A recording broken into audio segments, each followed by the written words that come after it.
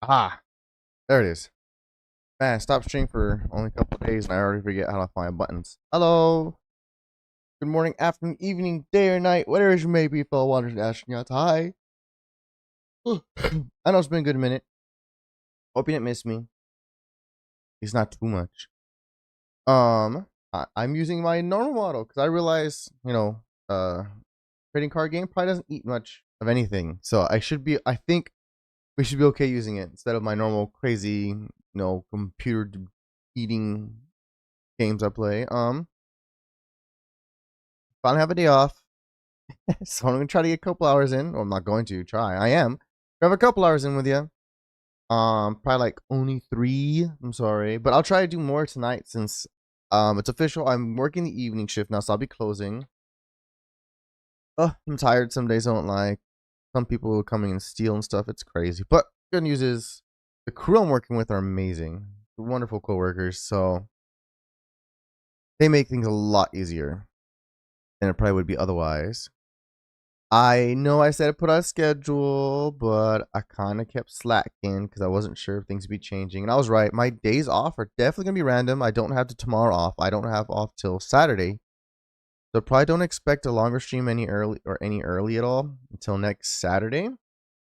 But when next Saturday does roll around, I'll of course jump on and do something fun. I have everything updating and I don't know why, but I guess it's probably because I haven't opened it in a while. But we are going to do some TCG. I'm going to show you. I have been jumping on for the card game simulator fun stuff like 20 to 40 minutes a day. I haven't streamed it because I'm not sure. I mean, would you all want to see that? Would you want to be chilling with somebody who's only going to be streaming maybe an hour at most, if not probably less? If you do, just let me know. Drop a comment, whatever. Shoot me a message on all my socials, and if a couple people actually do want to see that, then I guess I'll jump on. Probably super tired. You will hear my voice probably drop even lower than it already is now. But they're probably highly unprofessional. Like this one kind of is. I can skip the intro. Not gonna have long with me, so why waste time on intro, right? Um, yeah, expect more improv, I guess, streams. I will. I mean, I guess I can test the waters. We could do some short, really late night streams to see if anybody wants to join in with us or me. Um, Otherwise, I have my ramen. So the snacking is not a lie. I am snacking. I don't have TCG open, so I'm going to get that open right now. I'll probably turn everything down since we kind of want to hear Worlds.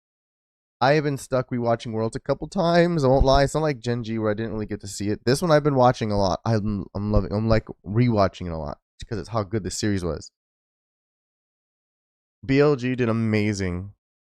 T1 did amazing. It was just a great freaking set of games throughout. Like you got to see them what they're like when they get ahead there. They do not let go no matter who they're against. And then it started becoming a slugfest, and oh my god, was it fun. So if you didn't watch it, I'm glad I could watch it with you. If you did watch it, I hope you like rewatching it as much as I do. Um yeah. Let's quit our dilly dallying. Where is my buttons? There it is. Let's jump ahead past the pre-show because they will have their pre-shows like an hour before the game starts. Oh, here we go. We could watch the trailer again like last time though. It was a really nice trailer, so emotional. You can watch that with me this time. Let me get my dumb face out the way for y'all so you can see it and unmute it once the song ends. Guys, they're doing the Linkin Park song, and if I know anything about American our songs, we copyright the freaking hell out of everything. So I'm gonna wait a moment. You know we will. There you go. Here comes, I think. Might have to silence it again. I gotta silence again. Oh, where's my browser? Oh, I didn't unsilence it. Okay. Whee. Oh, I silenced it. Doody doody doo. The new Linkin Park song with their new lead singer about Heavy is the Crown. Not sure if you listened to it. They've been playing it all in world nonstop. I do not know how you have not listened to it, but I guess there's possibility. Come on. Yes, Heavy is the Crown. Doody doody doo.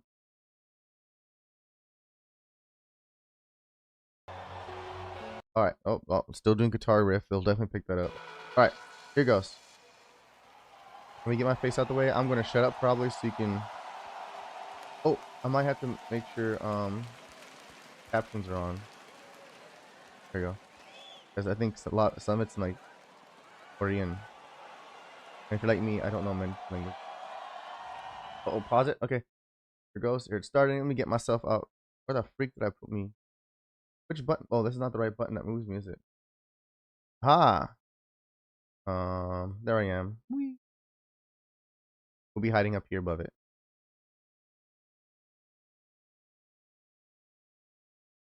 Make ourselves a little smaller, probably too. There it is. Okay.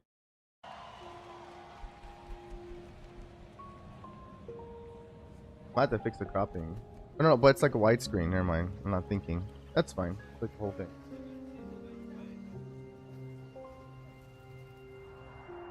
While it's doing that, I'm gonna make sure my settings aren't loud.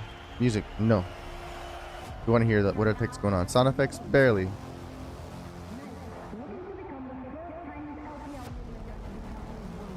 Alright, I think you barely hear that.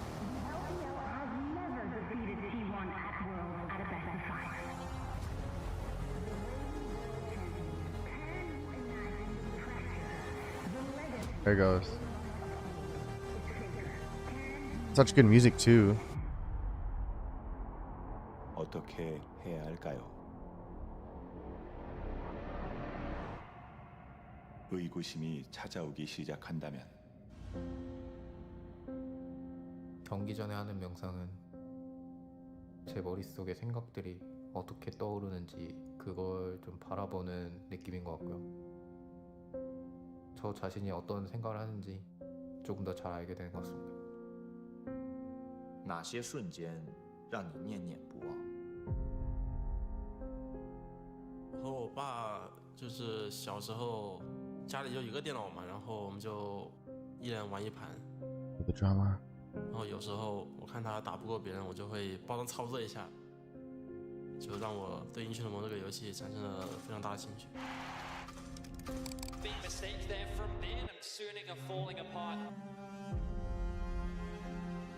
我觉得不管是谁站在决赛的舞台上，都会承担很大的压力。 그때를 떠올려 보면 가장 먼저 드는 감정은 분노인 것 같습니다. Beautiful, isn't it? 여태까지 해왔던 것들이 뭔가 허무하게 무너지는 기분이라서 두렵습니다. 哪些回忆又让我们惶惶终日，惴惴不安？在瑞士轮的时候，就也想过我们会16强回家，因为那个时候感觉大家对外界的舆论压力受挺大影响的。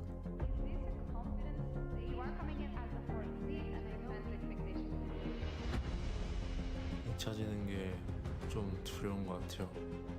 사람들한테 잊혀진다라는 게 그만큼 임팩트가 좀 없었다라는 뜻이기도 하니까. Owner.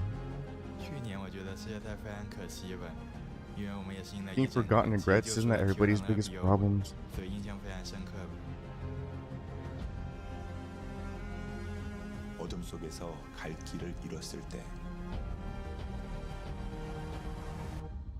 所思何处能见到斑驳星光？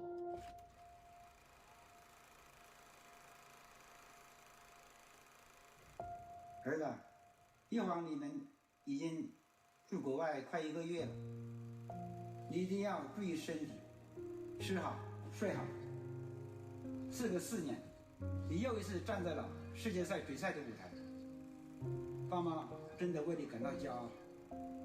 민석이 삼촌, 롤드컵 결승 가게 된 거 축하해요.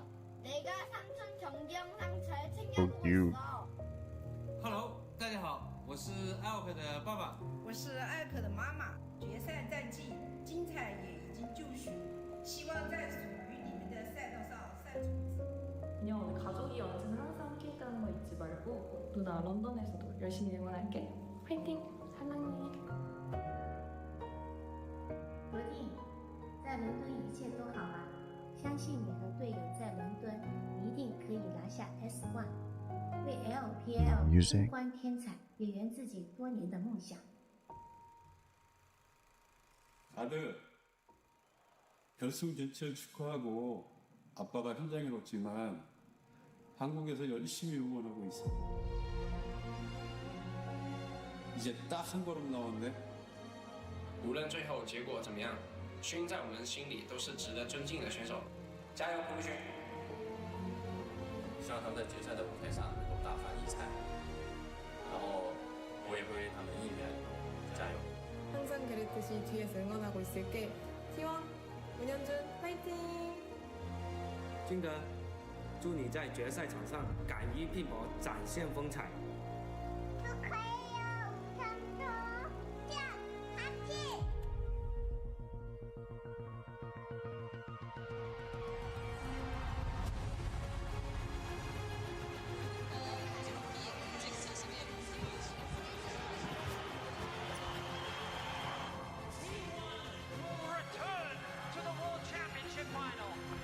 마지막까지도 또 행복하게 빙. 했으면 좋겠습니다. 뭐든 좋아. 뭐든지 오. 다 보여줄 수 있는 거 다 보여줬으면 좋겠어. 항상 응원하고 Bro. T1 월드 우승 가자. 파이팅! 파이팅! They bring some more. 为你们感到非常非常的开没心。错。不要有遗憾，因为你已经是我的第一上路。眼见为实 ，Make them believe。LPL 加油！我希望当人们回想起CFI冠军中单的时候，会有一个代表 LPL 的国产中单的名字，国定。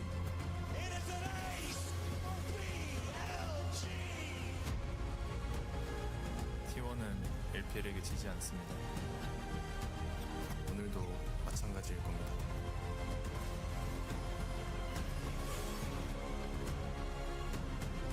在世界赛的历史上，对于 LPL 来说，T1 总是不可战胜的。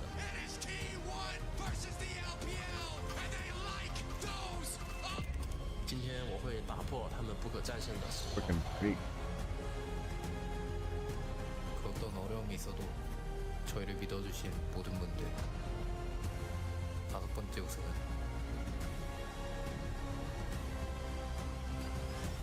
여러분을 위한 것입니다. Boy.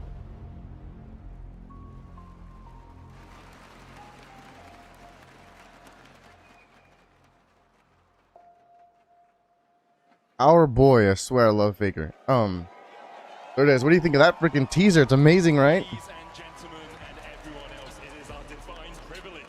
I mean, I think about it, it's like the Olympics when it comes to League. The fact you went to Worlds, you essentially won. I mean, you're the greatest.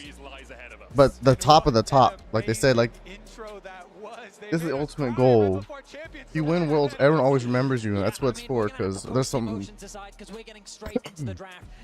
Every player, I mean, it deserves to win Worlds, honestly. You can't just give it to them. You cannot deny those who are, like, just so amazing that they're going to get it multiple times. Like, here we get to see Ben and Knight and Elk on and even try to get that win. The big win for BLG and finally take down T1. T1 already took down their demon of Genji. Then you have the whole crew, Zeus, Owner, Faker, Miyoshi, and Keria. They won last year. They'll be the first repeat since T1 did last time, but no. Faker's going for his 5th. It's just... You'll see. It's an amazing match throughout. Doesn't matter. It's just an amazing match. So I'm watching it. Guessing what I'm doing. I'm literally watching it. I'm a big... I finally figured out how to make my other monitor show correctly on this one. Let me go smaller so I can turn it up. I want to heater. And be crazy. You have to remember that Ziggs race is in priority a lot for Gumayushi now that depending on what the direction they go in the jungle, Nah likely going to be the blind pick towards the top side of the map. So I hope you don't get too much of an echo. Nah is not only one of Zeus' all-time favorite champions, but also just a relatively safe blind, especially with the Jacks taken away. But you leave try not yourself to. open to the Camille as well. So now BLG is going to be forced to decide whether they want to lock in mid or whether they want to give Bin a mighty counter pick on the top side. And the AP that you bring up with the Ziggs here, definitely something that T1 have to be. I'll make sure locked in at 1080 so you guys can see it clearly with me. I'm poking my head out.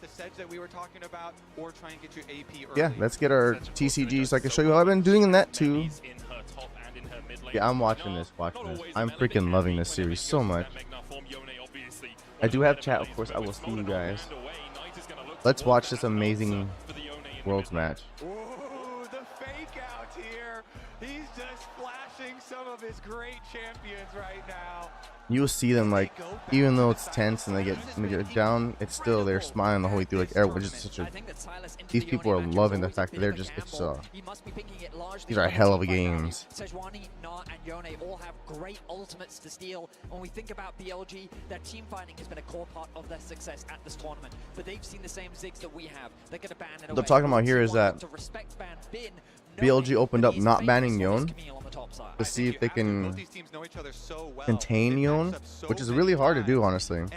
It is incredibly hard to fight Yone in any lane. So just to beat him is usually asking too much, but to contain him is at least, you know, that's good. There's a good Yone, and you have Faker on it. He's going to be a good Yone. Or Yone, as they say. I'm American, I'm sorry, I say Yone. I wonder what T1's going to be thinking about the bot lane, like Saya, Rakan. They're unable to contain him. Then now you lose an additional ban that they're trying to use. Like right there, you see Aurora. She's been game warping. Everyone's been banning the fuck out of her. No one wants to deal with her. Avi's been amazing for T1 this year. Then they have Varus, who has been really strong counter that Gumayushi's perfected against the Ashe, who's like become, like I said last time, somehow one of the highest priority fucking marksmen somehow. The Camille you were talking about is still available alongside that, something like the Rumble that has had, although at the start of World Then you have, on the other side, you have Zeus, Zeus went Gnar. He's like his best blind pick. So when you pick, well, blind picks when you pick them first without knowing who you're against. He's a good chance to be counter picked, but that's like one of his best ones. Like it's super hard to counter Gnar. And Sedge just an amazing lockdown tank, just like Skarner. But then they got freaking Silas. He steals people's ults. He's very tricky. And that's their pick to try to contain him. And they picked Rumble to go against Gnar. And you can see the rest of the bands up there. See? Adding Ziggs and Jin to prevent. So they're trying to kill off Gumayushi's ADC pool to make it harder for him to pick. So go to Kaylin. And they banned Renato Rakan because they just want to deny those really good supports around Ashe. How Ikeria can pick something safe and hopefully not, and essentially make sure he doesn't get counter picked that hard, you know? It's going to be the Braum for Carrier. Now, T1 fans are going to be skeptical. Oh, hi. Hi. It didn't really work out for T1. Ooh, first time chat. Hi, welcome to the stream, Zane. Ooh, what is that? Zane.45. I like your name. Towards the kind of pick potential side lane threats. BLG are very much drafting towards the team fight. I am just chilling playing TCG while watching World, and I'm probably spending too much time watching World. I love it.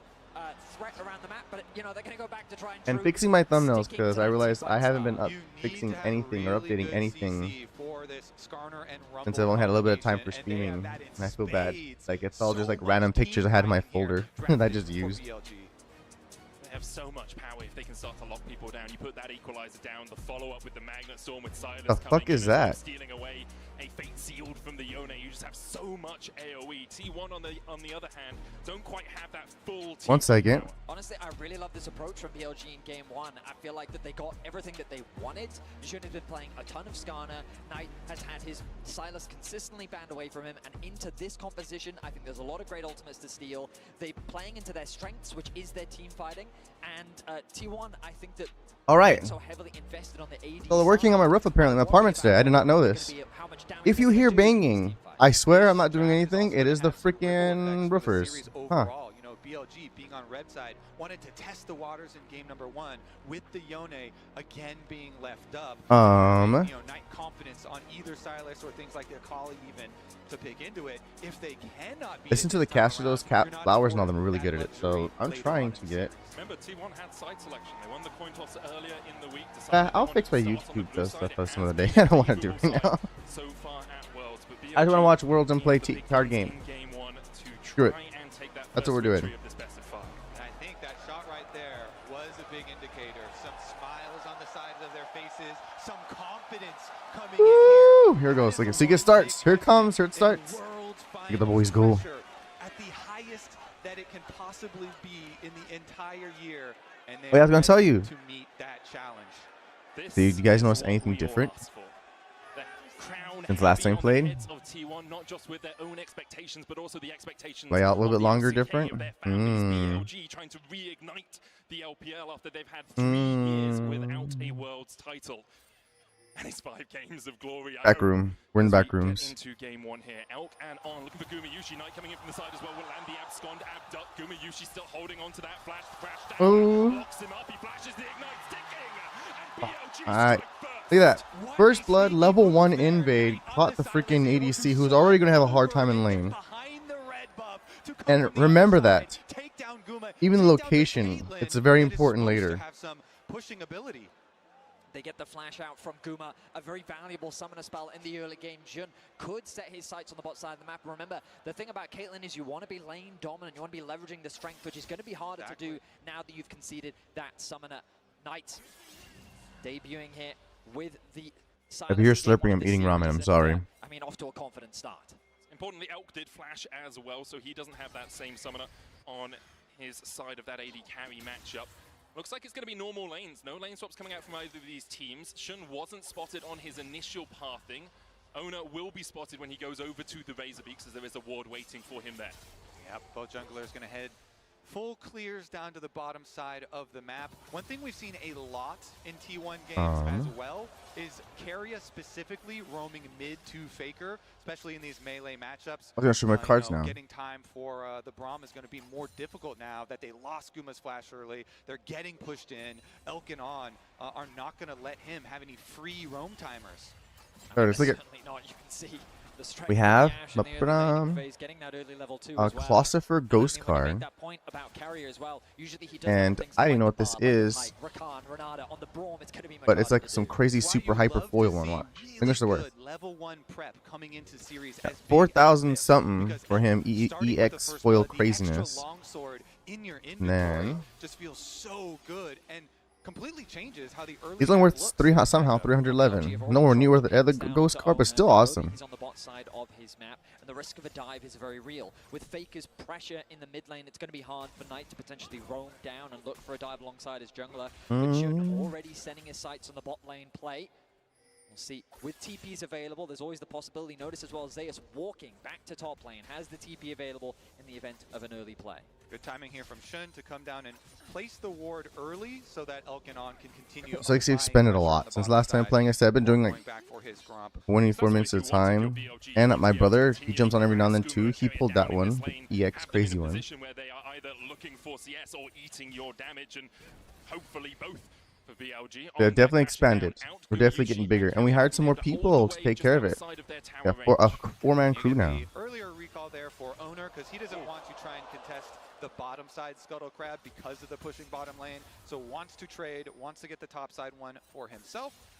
It's going to be a little bit annoying that Bin also on the Rumble is pushing up, and Bin is going down to check out that Scuttle. In terms of early skirmishes, you can see how the Yone is often able to get those advantages in the 1v1. Need more but play mats. A fantastic job in terms of farm. Has that slight lead over Faker. Going to commit the TP towards mid lane, having grabbed a few early items. Remember, you've always got to remember, Knight famous for his Mejai's purchase on pretty much every champion that he's plays. Only the Dark Seal for now, but depending on how well the game is going, he may very well look to upgrade that item. We need more Let's talk about how stars. the game might go from here. We're only 4 minutes in, but we do often, in about the next 30 seconds to 40 seconds, see that swap for Grubs. Knight and Faker trading in the mid lane. Faker down to half More HP, he'll trading snap back book, to like his their soul. books. And overall, the trade even-ish, but slightly in Knight's favor. People have gone wild for how confident Faker has been in laning at this tournament, and him eating in there, taking the trade that Knight offers as he goes straight And for more. it. Faker as well. You know, it's Fierce one of the big sleeves. things with T1 heading into this tournament. His lane phase was not Ooh. great in the LCK. Look at that. BLG's able to find it on the top side of the map. They almost got Faker. Caught unawares the wave in an awkward spot. They managed to catch Zeus. Zeus. In the bot side as well. And with that first kill earlier with Caitlyn and Ashe, Caitlyn's been having a hard time just trying to keep the lane pushed away from the tower. Skarner being such a premier pick at this tournament, and again, Not sure when Ashe became so strong. Early impact now. What was that noise? And what an arc it is for him as a player. Remember, Oh, thank you for the follow, Noah. Ooh, Noah Jack 64. Thank you. Welcome to the stream. Oh, they did catch him. Poor this. Been really setting Forgot about that. He got caught early. But we're just playing some TCG while rewatching some worlds. We're watching it on like non-stop. Well, okay, not watching, listening non-stop at work or while falling asleep or in the morning waking up. Already back out onto the map with his AD carry Elk. So I definitely heard and seen a bit. But this is like I finally get to watch with y'all. I'm happy. His world was amazing. We do see Ona starting up the grubs. Might just look for a smite on one here to delay the full stack. The carrier caught out though. Does still have the flash and the ignite locked against the wall for now. Trying to get away. The unbreakable. Oh, that chain CC. Exactly that. On secures the kill. T1 Poor Braum. did manage to sneak away a grub, but BLG will happily accept two. Such a smart call from BLG, from Shun and on, to go for the engage on the fight, while T1 are split, going for the objectives as well as trying to. Because I'm only gonna be paying attention to my TCG. Oh, it's gonna fix up my YouTube stuff, but I don't want to. I'll do it when I have like even less time later. I want to open packs actually. That's what I want to do. How many of the booster packs do I have? 108. Zeus has no flash. If they can manage to get this Ishtal's impact, can't quite land it. Zeus hops on a minion and manages to escape. I'm not gonna be mean. BLG continue their pressure on the map, securing two grubs. I'll keep it here for stocking purposes, and I will actually buy my own box just for me to open as a manager of my store. Oh, it's so coincidental since, you know, I got my job as manager. This is funny. To push out that bot side wave. He's going to try and get himself a plate as Faker trades with Elk in the mid lane. Elk about halfway towards that level 6, a little bit more risky to go in like that if you are Faker when he does get his ultimate available. Where the heck are those things? So much damage done here in the mid lane, keeping him there. Of course, they've I gotta do rotated comic Knight books down later. to the bottom lane, down to that side lane. And he will find so much success in, be able to push it back out after Guma had shoved. And this is going to be so nice for the setups here for How's dice? BLG. Again, their team fight will be so synergistic once they're able to bring Ooh, we this need together. these though. You have to think that they're going to rotate over Need a bunch of towards those. this dragon. They can control that objectives, and you get to draw your enemy to you. Got to remember that BLG have a bit of a reputation for falling short in Game 1. And here in Game 1, it feels like that you'd expect them to have the pressure with the reigning world champions T1 on the other side of the stage, with the audience in favor of T1, but they've come out and they are playing just like they often do, playing well in the early game, playing off the advantage they have with their laners, and they're converting it into the first dragon of the game. Straight from even champion selects, and you see the smiles on their faces, the confidence there. They're looking aggressive in their level 1. They find reward in their level 1, and they continue to force so many. Ooh, that is gonna be really loud and annoying. I'm sorry guys if you hear any of that. Okay. Goes on though, you know T1 are very notorious for being difficult to actually finish off in these games. They're beating the crap out of the fucking world, honestly. That's the biggest strength. Their composition just spells, we're ready to fight, the 5v5 incredibly strong. And T1, they're going to have to find ways to either usurp that or navigate their way around that, because they found a lot of success with pick comps, but with the Braum, Caitlyn, they're going to very rely on Ona to be that initiation tool and find good flanks or angles, which is going to rely on good vision control, which right now BLG is not giving them. Damn, I'm glad I did not have chat showing. It is so toxic right now during Worlds. I did not realize how bad it was. Of BLG, and they're putting extra pressure onto Ona's jungle. And 9 minutes in, it's already a 1.4k lead for BLG. They have 2 grubs. They've got a Drake. T1 have only been able to pick up a single grub from the map. And BLG very much in the driver's seat coming into this series. A lot of us looked at how T1 play the early game, who tends to be in the advantage, and T1 tend to be a little bit more aggressive. I'm slurping my noodles. Nom nom. BLG here upsetting the apple cart, so to speak. Knight has just been exceptional this tournament, and especially there's in manager's the previous box. series, styling on his Syndra, styling on his Ahri, here styling on his Sylas, stealing Faker's own ultimate, and this pressure, you even see the hover there for Owner, drawing a little bit of time, so Sejuani not immediately going over to Gromp, kind of hovering around, see if Faker's going to need anything else, and it'll also kind of extrapolate towards the extra wards around mid lane. If you start to see the mid lane pressure here kind of spill over into other lanes as well for BLG. You're also just seeing it on the map, right? Let's see what we get. Just then, after Let's pushing open it up mid, pack 4. hovered into the topside river, and he's just moving into fog. He's creating that extra point of pressure, which means that Ona Where's Zane? invaded on. Maybe jungle plus mid is going to come and put pressure on his jungle. Bin backing in a brush. Where has actually Bin gone? Just those subtle bits of pressure on the map that force T1 to hesitate Got some glowy. before they make a decision. That control at the entrance on the top side to try and spot out some of these plays. T1 do have the vision around the second spawn of the grubs first. You can see BLG on Elk and Shun all Not making a bad. line towards those grubs. Trying to get 2. Obviously, when you get 4, those mites begin to spawn.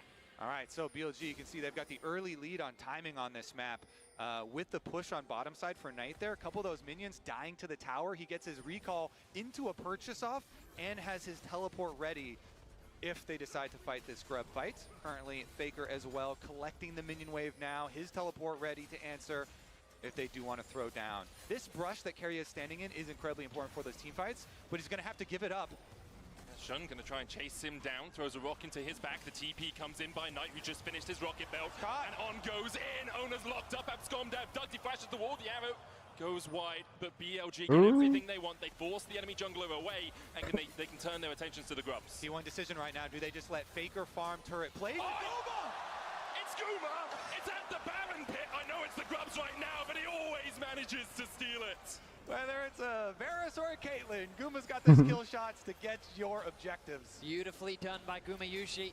Able to get 2 grubs at the very least for T1, so something, and they got a lot of plates both in bot and mid. So collecting a bit of standing gold that's hovering around the map right now. Little that BLG can really do to contest. Instead, they're committing towards the top side, trying to secure this top tower, and they will secure themselves that second plate as well. Right on Guma. Guma trying to get away from this carrier coming in as well. With the Ooh, it's loud. on the chase with that Ishtal's impact, but locked up with the Glacial Fissure will be slowed, and carrier protects his AD carry. Look at the confidence that Knight is playing with right now. Every time he Yeah, sees good someone on his catch, screen, catch. Good catch, he's bro. going in for a play. And I love the fact that BLG, they spot out Ona in the river, isolated, and I'm sorry, Zane. We got some decent cards, though. Not bad. they tried to stagger that CC as well to keep him locked down as long as possible. Let's open 8. Yes, should be fine. He's going up For towards Noah. as well. He can trade in. TP coming in. T1 have the advantage. The Nar into the wall. On has no flash and only 200 HP to work with. Now that's nothing. Sent back to the fountain. Bait sealed out down. T1 find their first 2 kills of the finals. What a play! Zaya strikes here. Wait, Shun is trying to hold off until Knight arrives to defend this tower. Still going to be some turret play Good money turn. as well as the kills here for T1. I mean, just great awareness. Sorry about the Zeus coughing. Recognizing that in the face of the bot lane, he was actually stronger. He knew that he had the Mega Gnar on its way. He knew that the TP was available from Faker, and they set up for a very nice collapse. Recognizing they had the TP advantage as well, because BLG used 2 TPs to fight over those second grubs. Very good use Deuce there freaking got on everybody the set up right there, at extra least. cooldowns, and recognizing that they're going to need some money to be able to fight in these fights that are upcoming, because the early item completions had already started to come in for BLG. So stop. Oh, they use a the double bush check, recalls too. here, and then they make the call. Teleport in. I've got Mega Gnar. Perfect timing. Flashes forward against the wall. Beautifully done. And I mean, even without the TP, he likely could have just gotten on by himself. He gets the summoners out from Elk as well. And those are going to be crucial as we set up for That's the so nice. Like, that was, they're supposed to catch him, not the way around. about being ready to fight for that objective. As you're seeing on the mini-map, though, extra gold going back there, the side of Ooh, BLG, nice card. as Knight is able to push in and get another turret plate for himself. So remaining slightly ahead there in his matchup. About 1,000 gold between the 2 teams right now. Only a 200 gold lead for Knight. Gumayushi, the only spot. That ticking is so loud, like Guy obnoxiously. at the bottom, it's only 20 gold ahead. Now 2. Really not an advantage at all. And gold is one thing, but really it is about the item completions. True. And before Turns Faker down more. does get his Blade of the Ruined King, you know, already Knight sitting on the Proto Belt, that play-making item for himself. And now, gives you a lot oh, of it's that closing confidence time. to make the play. Closing A time. bit of setup around that topside objective. You can see Faker fishing for information. Looks like that he's gonna be selling off the side of BLG. Dragon is available, but really no setup on either side towards that objective. Resets have come through, items looking to be further completed. And as you rightly said, Kobe, I imagine Here, I'll help you Faker guys is out since the other guy incredibly left. close to that blade Run, completion. run. On his next back, he should have it. Run, And it is run, run, run, crucial. run, It is a run. game changer in terms of your Run. ability to fight on the sideline. Another got you. thing that is oftentimes hard for, as we start up the Rift Railed here, Seems like they should be able to get it though. Another thing that's kind of hard for fans to track usually is information that the teams have, because it's not necessarily shown on the screen. Closing time. So without the extra vision, looks like it is just going to be the trade. Dragon for Herald, no problem. You get last minute shopping. She must have won or lost. I'm not sure which. Wasn't paying attention. Getting the outer turret gold himself again, more money funneled into this Silas. The Silas that does scale so well. Yeah, Oh boy! Again, it kind of, while If she doesn't sit down and play, now they're behind in taking terms you of out. TP. The arrow connects mid. Zeus able to walk away for now. Shadowing Strike will get the stun. The Magnus Storm coming in as well as BOG look to collapse. Ooh. Already they've locked up T1 in the middle of the meat grinder, and one has gone down. Zeus falls. Baker getting chased out as well, and Bin's flashing forwards. Baker will manage to dash across towards the red pit, but Gumayushi does not have that same luxury. BLG find 3, all of them Meat grinder some of these fights, aren't they? Kill for the AD carry of BLG. A nice arrow to set up the whole play. T1 saw an angle to secure that mid tower and immediately get punished. And BLG are so quick with it. Elk's arrow snipes him right out of the air after the 2 kills with the Herald. Immediately turn it into gold.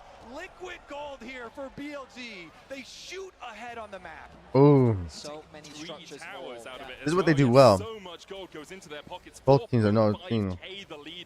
They got multiple towers now. Now it's gonna be harder to go back or claw it back because they're gonna be freaking grinding you down. Nice sidestep from On. He connects the stun, and then a beautiful multi-man ulti comes through from On with the follow-up. That was good soup. Oh, everyone's gone. All right, buddy. Sorry she left. He has no place to get out of this. Nowhere to go apart from back to the fountain in a body bag. Sorry, we're closed. Lights off. Is everything inside? Insane opener here. Any more? Game number 1 from BLG. The undisputed best team in the LPL coming out firing on all cylinders. Yes, I do. They are not giving T1 a moment to regroup at all. Faker now even under attack, he's slowed in the pit. The TP's coming behind here as they look to try and turn this play around. Bin trying to get the damage down onto Faker here. Hit him with the harpoons. Faker dodges away with the Q3 and manages to live through the Leanders. Oh no, I'm seeing a clips of this. Look. Look. In the bottom side, but BLG are not stopping their advance on top. Owner locked up with a glacial. See something happen? You'll find out shortly. BLG are ripping this map to shreds. It is often a play that Faker, teams have tried to collapse on him on a side lane, and it's resulted in their demise. They're doomed. The overchase of that. Let's restock while I do this. Don't care. They're keeping pressure on the top side. T1 members collapsed on the bot, but it cost them greatly. Oh, we have enough for big box. And we're only 18 minutes into the game, and BLG have already opened the doorway into the T1 base. They do lose a tier 2 in the bottom side, but BLG are in the driver's seat and they are not letting go of that steering wheel. T1 need to find some way back into this because now their inhibitors open in the top side. They do have these hex gates to work with. 2 minutes on the next Drake. Baron up in a minute 50. We've seen T1 sneak them in the past to get back into games. And we said it in the draft, when we saw this BLG composition, it really is a comfort pick and play style for BLG. You look at the champions, and while you wouldn't typically in the past associate Bin with his Rumble, it has become a staple part of his champion pool. And here in the 1v1, he realizes, I think I can get this solo kill onto Faker. He has no way of getting out of this situation, so they're forced to TP to collapse. Gumayushi comes down, Zeus comes down, but on the other side of the map is BLG. Exactly, you could see the counterattack from BLG on the minimap. They immediately beeline straight for that tower. Oh, we didn't see the cross-map arrow actually hit. There we go. That's insane. Get some everything. The sniper again. There to see the arrow got him across the entire damn map. Oh my god, beautiful arrow, and then the collapse comes through from BLG. That is just beautiful. Even though Bin went down, they saw the last bit of vision of Faker, of the recall spot. He used the hawk shot to spot it out. Oh. The hawk shot comes in, then the arrow. That is sublime from Elk. He's 5-1 now. And it's just such a dominant performance from BLG. T1 trying to get anything they can on the other side of the map. But look at that explosion in terms of gold advantage for BLG past the 15-minute mark. And I mean, it all stems Let's from get one more. Play. The fact that they got that Maybe flash out for on the Max? side of the map. Elk and On had consistent pressure on the bot side. Knight was able to trade very effectively and hold his lane in the 1v1. Even later on in the lane, out trading Faker. And on the top side, that's where Shun was putting the pressure. That's where he was able to find that early gank. And it's just been skirmish after advantage after pick, where BLG have just been slowly but surely dominating the map. T1 trying to set up We have a something lot of sneaky mats, on the yeah. top side. BLG aware that T1 do like to do this. Carrier is just going to recall in All right, now. the alcove. And in Make the some money end, first. It's much ado about nothing. The Drake up in 20 seconds time. BLG pinging it. They know they can keep the stacking going. Obviously want to end the game before they get to Soul, but if you can make the Soul a possibility, it puts more pressure on T1. Yeah, BLG, they're so far ahead, they don't need to give anything over to T1, so all you have to do is keep one little bit of vision on the Baron, then go collect the Dragon, make sure that T1 aren't able to get There we go, any nice and sort full. of trade on the map, because they don't have the ability to fight you, so deny them everything. Not aware of the recall in the brush. Knight's going to catch this bot wave, and this is going to be an uncontested Dragon. BLG with a strong start to game one, and while this game definitely isn't over, BLG have all the tools to secure the first game of this series. And coming into this series, we need to remind you again, BLG at MSI this year, they beat T1 twice in best of fives, and last year at MSI. They definitely have shown that they have what it takes, and they are definitely showing that in game number one. I mean, you could even go back to 2022 when Bin beat him on RNG in the MSI finals as well. I mean, T1, the World Championship has definitely been their tournament. But when it comes to MSI, that is where the LPL have been able to find those advantages. Now, though, here at the World's first game, BLG 4K gold up, 2 dragons to their name. Baron is now an option. And this becomes Oh God, it's so neat, isn't it? contention. It's an opportunity for T1 to turn the game around. They have had some spectacular Baron plays so far at this World Championship. Telling you everything right now, like how Whether it be finding favored it turned out actually BLG was, because how rough T1 had it this entire year, but then at Worlds something happened, they just freaking locked in hard. See T1 just trying to get towards those second, third items, lock it on Owner. But the Blade of the Ruin King yet to see second item for Faker. It really comes online when you get up towards 2-3. The Yone is so powerful in teamfights, so powerful in side lanes right now, but he can't even step past where his Krugs would be because he doesn't know if BLG are on that bottom side of the map. So he has to accept the pressure much deeper on towards his side of the map. We're not addicted to opening freaking cards in the freaking street light as we're closing down the store. Just keeping tabs on the Baron as we wait for Elk to arrive on the map. He hex skates out with his 3-item power spike already completed. His Lord Doms, because they're so far ahead. Elk, a player that when he came onto the scene was called Jomong. Widely regarded as a good player who would be way too aggressive a lot of the time, would overstep in plays. People said he has got Jomong fever because he would just throw games from time to time. We haven't seen that in years. He has been so consistent for BLG. And now with 5 kills to his name, you have to expect that BLG will protect him in these upcoming team fights and just allow him to rip through T1.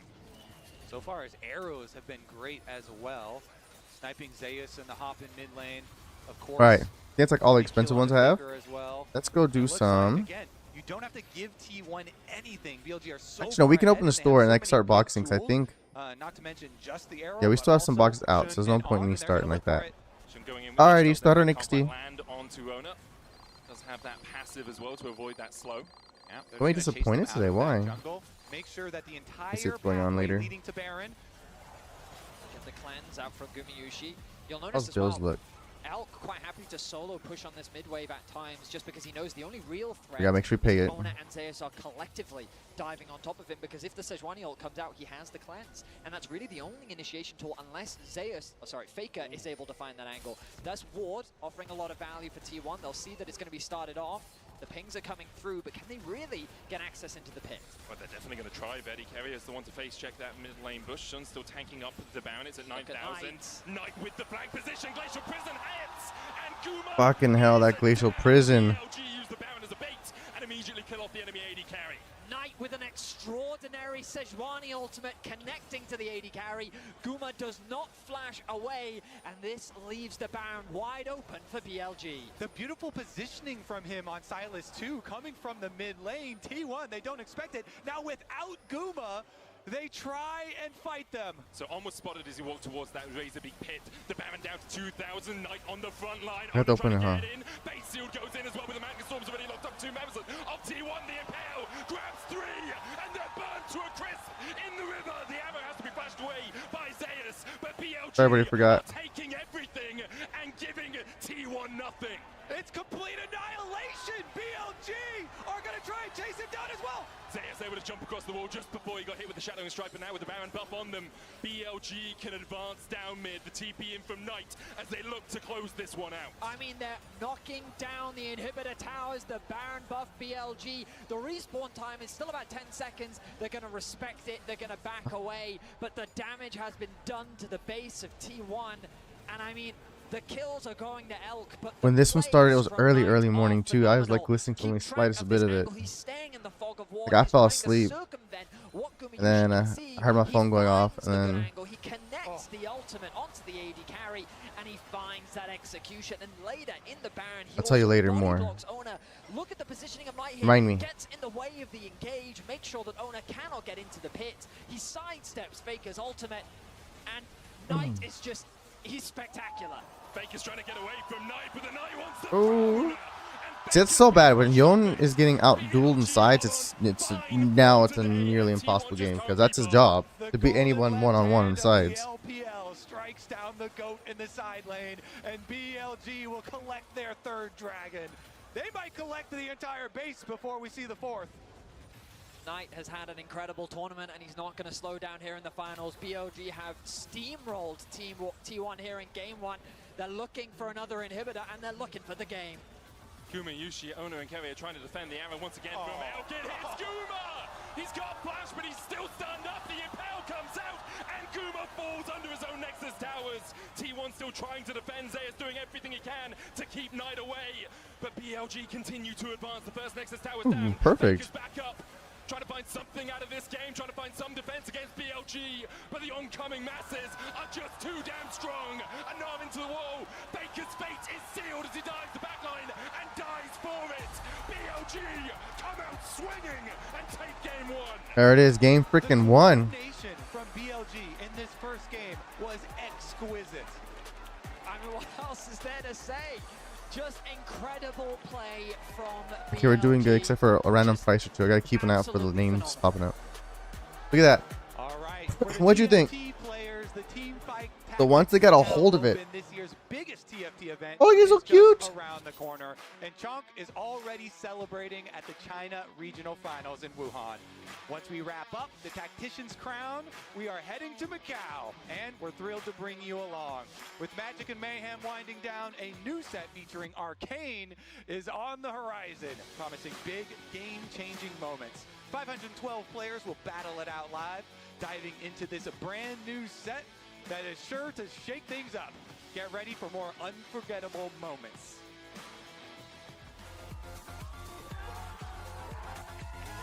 I don't realize TFT had tournaments too like that. I mean, I guess it makes sense.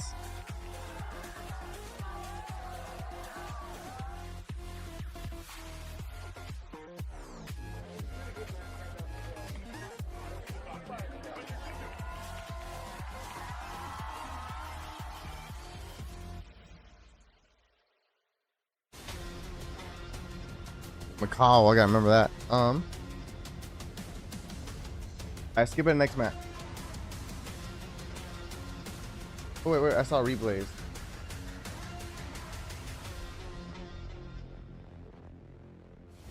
Reflex replays. Let's watch them break things down. Being on this Ashe pick, I feel like if you want to see, sometimes people overfocus on Ashe arrows, right? I want to see replays. I want to see them break down some replays with us.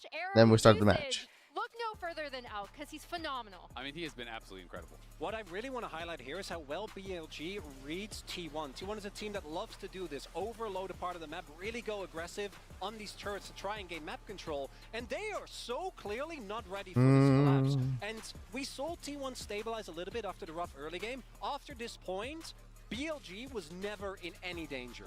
They really weren't. I mean, there was just so Meh, many hurts avenues of for attack us for today. BLG, and I have to Come shout on. out Knight. He played incredibly well in a matchup that is supposed to be advantageous for the Yone. We gotta load that 1v1. card He table. was dominating Faker from the word go. Our Oppo player of the game was Knight in this one. We focused How can they so say that? much Faker having on his the tower in the matchup first before part. This is Zale, but just outplayed.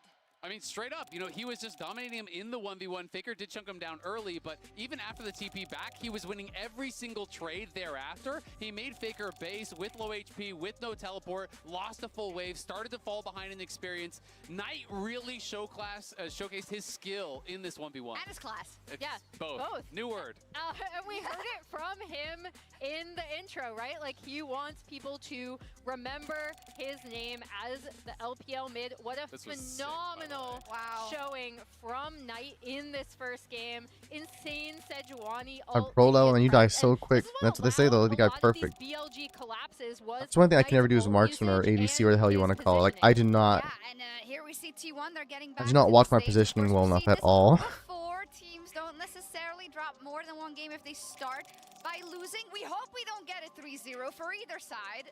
Well, there's only one can be done now, and I mean BLG of all teams know about the first game. I do want to highlight though that T1 selected blue side, and I do think again this was not a game where you go like this was unplayable from drop. Yeah. This was just gameplay. I do think though that T1 in the next game has an opportunity to set themselves up better because we got to talk about it. When that Braum was locked in, I can guarantee you that every single T1 fan let out a collective groan because this player on the Braum just doesn't have the same magic he does on other champions. Absolutely, and they did have that Yone Gambit that we have seen in so many different series where, you know, you go on red side, if you are not playing against a mid laner who is known for these melee champions, who is known for an exceptional Yone, you can say, all right, let's give it over to Faker, let's see what happens in game number 1. Now they lose with it, so that can put the pressure on T1 to have to ban Yone on blue side, which really is a disadvantage for the rest of the series, and it's something we've seen happen a number of times at Worlds. But you know what the people really want?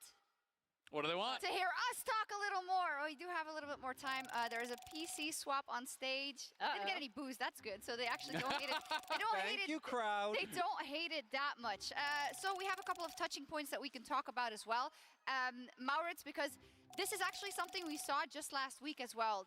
What was being swapped? With kind Oh, broke. Carrier on the Braum, and I Wasn't think paying when you think attention to that, about honestly. Carrier as a player in the context of the World's runs that T1 has done, we always said about pushing the meta forward, about making it happen. Braum just doesn't do it. Well, yeah, and you might look at this and go, man, that's not bad. I want you to keep in mind which team this is. This is a team that has, particularly domestically, even though they haven't won, they win a whole lot. So this really isn't by itself already a great recommendation for that Braum, but it's when you look at the actual gameplay. Compare this to his Rakan game that we saw in quarters. Exactly, and that is the big thing to me. It's not, the point is, Carry's a bad Braum. You know, sometimes when a team, you can pilot, okay, well, maybe you disagree. But to me, it's more about how exceptional he is on some of these playmaking champions and how he enables the rest of his team, right? And there are players like this. You know, you were talking about Mako earlier, we were talking about Core JJ, and players who can play, Enchanters can play different styles, but sometimes, you know, they are more well-suited, you know, from what the team It says needs, it's fine. playing something different. Pricing. I'm not sure what thing's going on. Ooh, card. This match specifically, we didn't really get to it, Emily, at the start of in the countdown. The expectation was that Carrier has been having a much better tournament. He has been one of the pillars that T1 has built on and on. You know, it's a meme about the on and off, but generally, right, he hasn't always been as present in kind of the expletives when you talked about BLG so far, and it was something that was going to have to happen. So the fact that we saw this out of Carrier in game 1 specifically. They had to open more cards for me just to open. These are a lot of trash cards, I won't lie. Okay, not trash, but you know what I mean. With his mid laner, wherever Not fantastic cards. Oh, that's a decent one, finally. Yeah, and that's why I'm really curious to see what T1 end up doing in this draft, right? Because they did target on with the Renata and Rakan coming through on 4-5 in their bans in the first game. And then the Yone test, as you already mentioned, Zale. The big thing for me for Carrier, though, is that again, I did expect T1, and the level 1 kind of ruined this. I did expect T1 to be going for some sort of swap, not want to face BLG in standard lanes necessarily, since they have been so good in the swap. And that's why I really love to see Carrier unlock. Like, obviously, everyone's going to talk about his Pike games because they were so fun, but like, if he unlocks, if he's able to affect the mid lane, for example, help Faker in that matchup to really dominate Knight in lane, that's an important part too. I like seeing Carrier when he can also be unlocked from the bot bot lane in some early like lane assignment shenanigans. I mean, I always just think that when the meta is flexible for supports, Carrier is the best player in the world. This guy can play so many different styles. He affects the map really well. He can have counter picks for 2v2. He can do so many different things. So I'm really curious if T1 has that in store. Yeah, I think that's why we really feel that this was the tip of the iceberg, right? When it comes to this best of 5. Now, as we all know, we are here with thousands. How much is a warehouse thingy? Is a global phenomenon. There are so many watch parties all around the world. We have Thailand, Wuhan, New York City, and many, many, many more. And that is so cool to see because sometimes I feel like we are kind of in our bubble, right? And we only see what's happening right here. But to know that all of Korea and all of China is watching as well as everywhere across the world, people care First we have so much.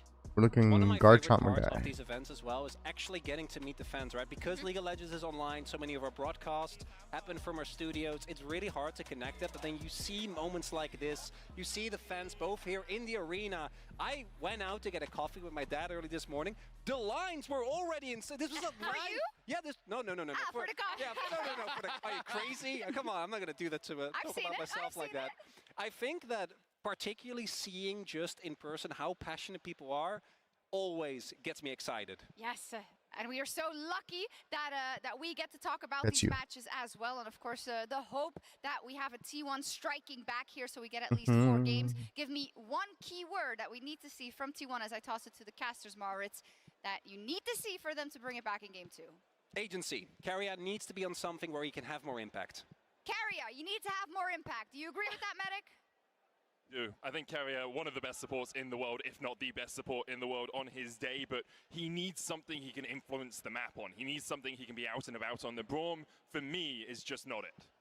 Personally, I think that BLG's draft approach was just so smart because as much as I think Gumayushi is an incredible player, I do think that his pool at this World Championship has been a little predictable. And I think that what happened is that we need another one just for figurines, huh? Not looking either an AP jungle or an AP bot laner, it kind of limited the options that T1 actually had on the bot side of the map. Now, do I think that they lost because of the draft? No, I mean, I think BLG really just outplayed them in the early game. But I think that what T1 is good at, or at least what they've shown at this World Championship, is their ability to come back into games, whether it be through clever barons or fantastic picks. This comp didn't really give them any options to do that. So I want to see them have those options available to them and showcase the playmaking power that this roster does have. Yeah, I think the big issue here for T1 is not only did they get outplayed in game number 1 on the map, but also it's going to be even more difficult now, I feel like, for them to draft versus BLG, with BLG already calling the Yone shot and then hitting that shot out of the park. Oh my god, they're so loud out there. Into this Champions Select powered by Omen and HyperX. Again, we see the Jax, and there's the blue side Yone ban from T1. Yep, that's exactly what we're talking about, the knock-on effects of that game number 1. And the Skarner response as well, not wanting to hand that one over. This means that there goes a new draft. All right, what do we got? We've been seeing a lot of Skarner from him recently. And everyone keeps giving it to him. See? It's true, and I mean, so since there you can contain the Yone on red side, they don't have to put that ban anymore since blue side gets the first pick, and now T1 has to ban it because they don't want to give it over to BLG. That's one less ban they have now to work with. And yet, Knight Silas was insane. Maybe they would even consider first picking and stealing it away. Perhaps. Now the Ashe and Kalista are both available. This is an important choice for BLG. Do you ban away the Ashe and then give over the Kalista? Now they have to decide maybe there's things to take away from the other side by picking it themselves, you know? Take away the Vine instead, so all AD carries are available.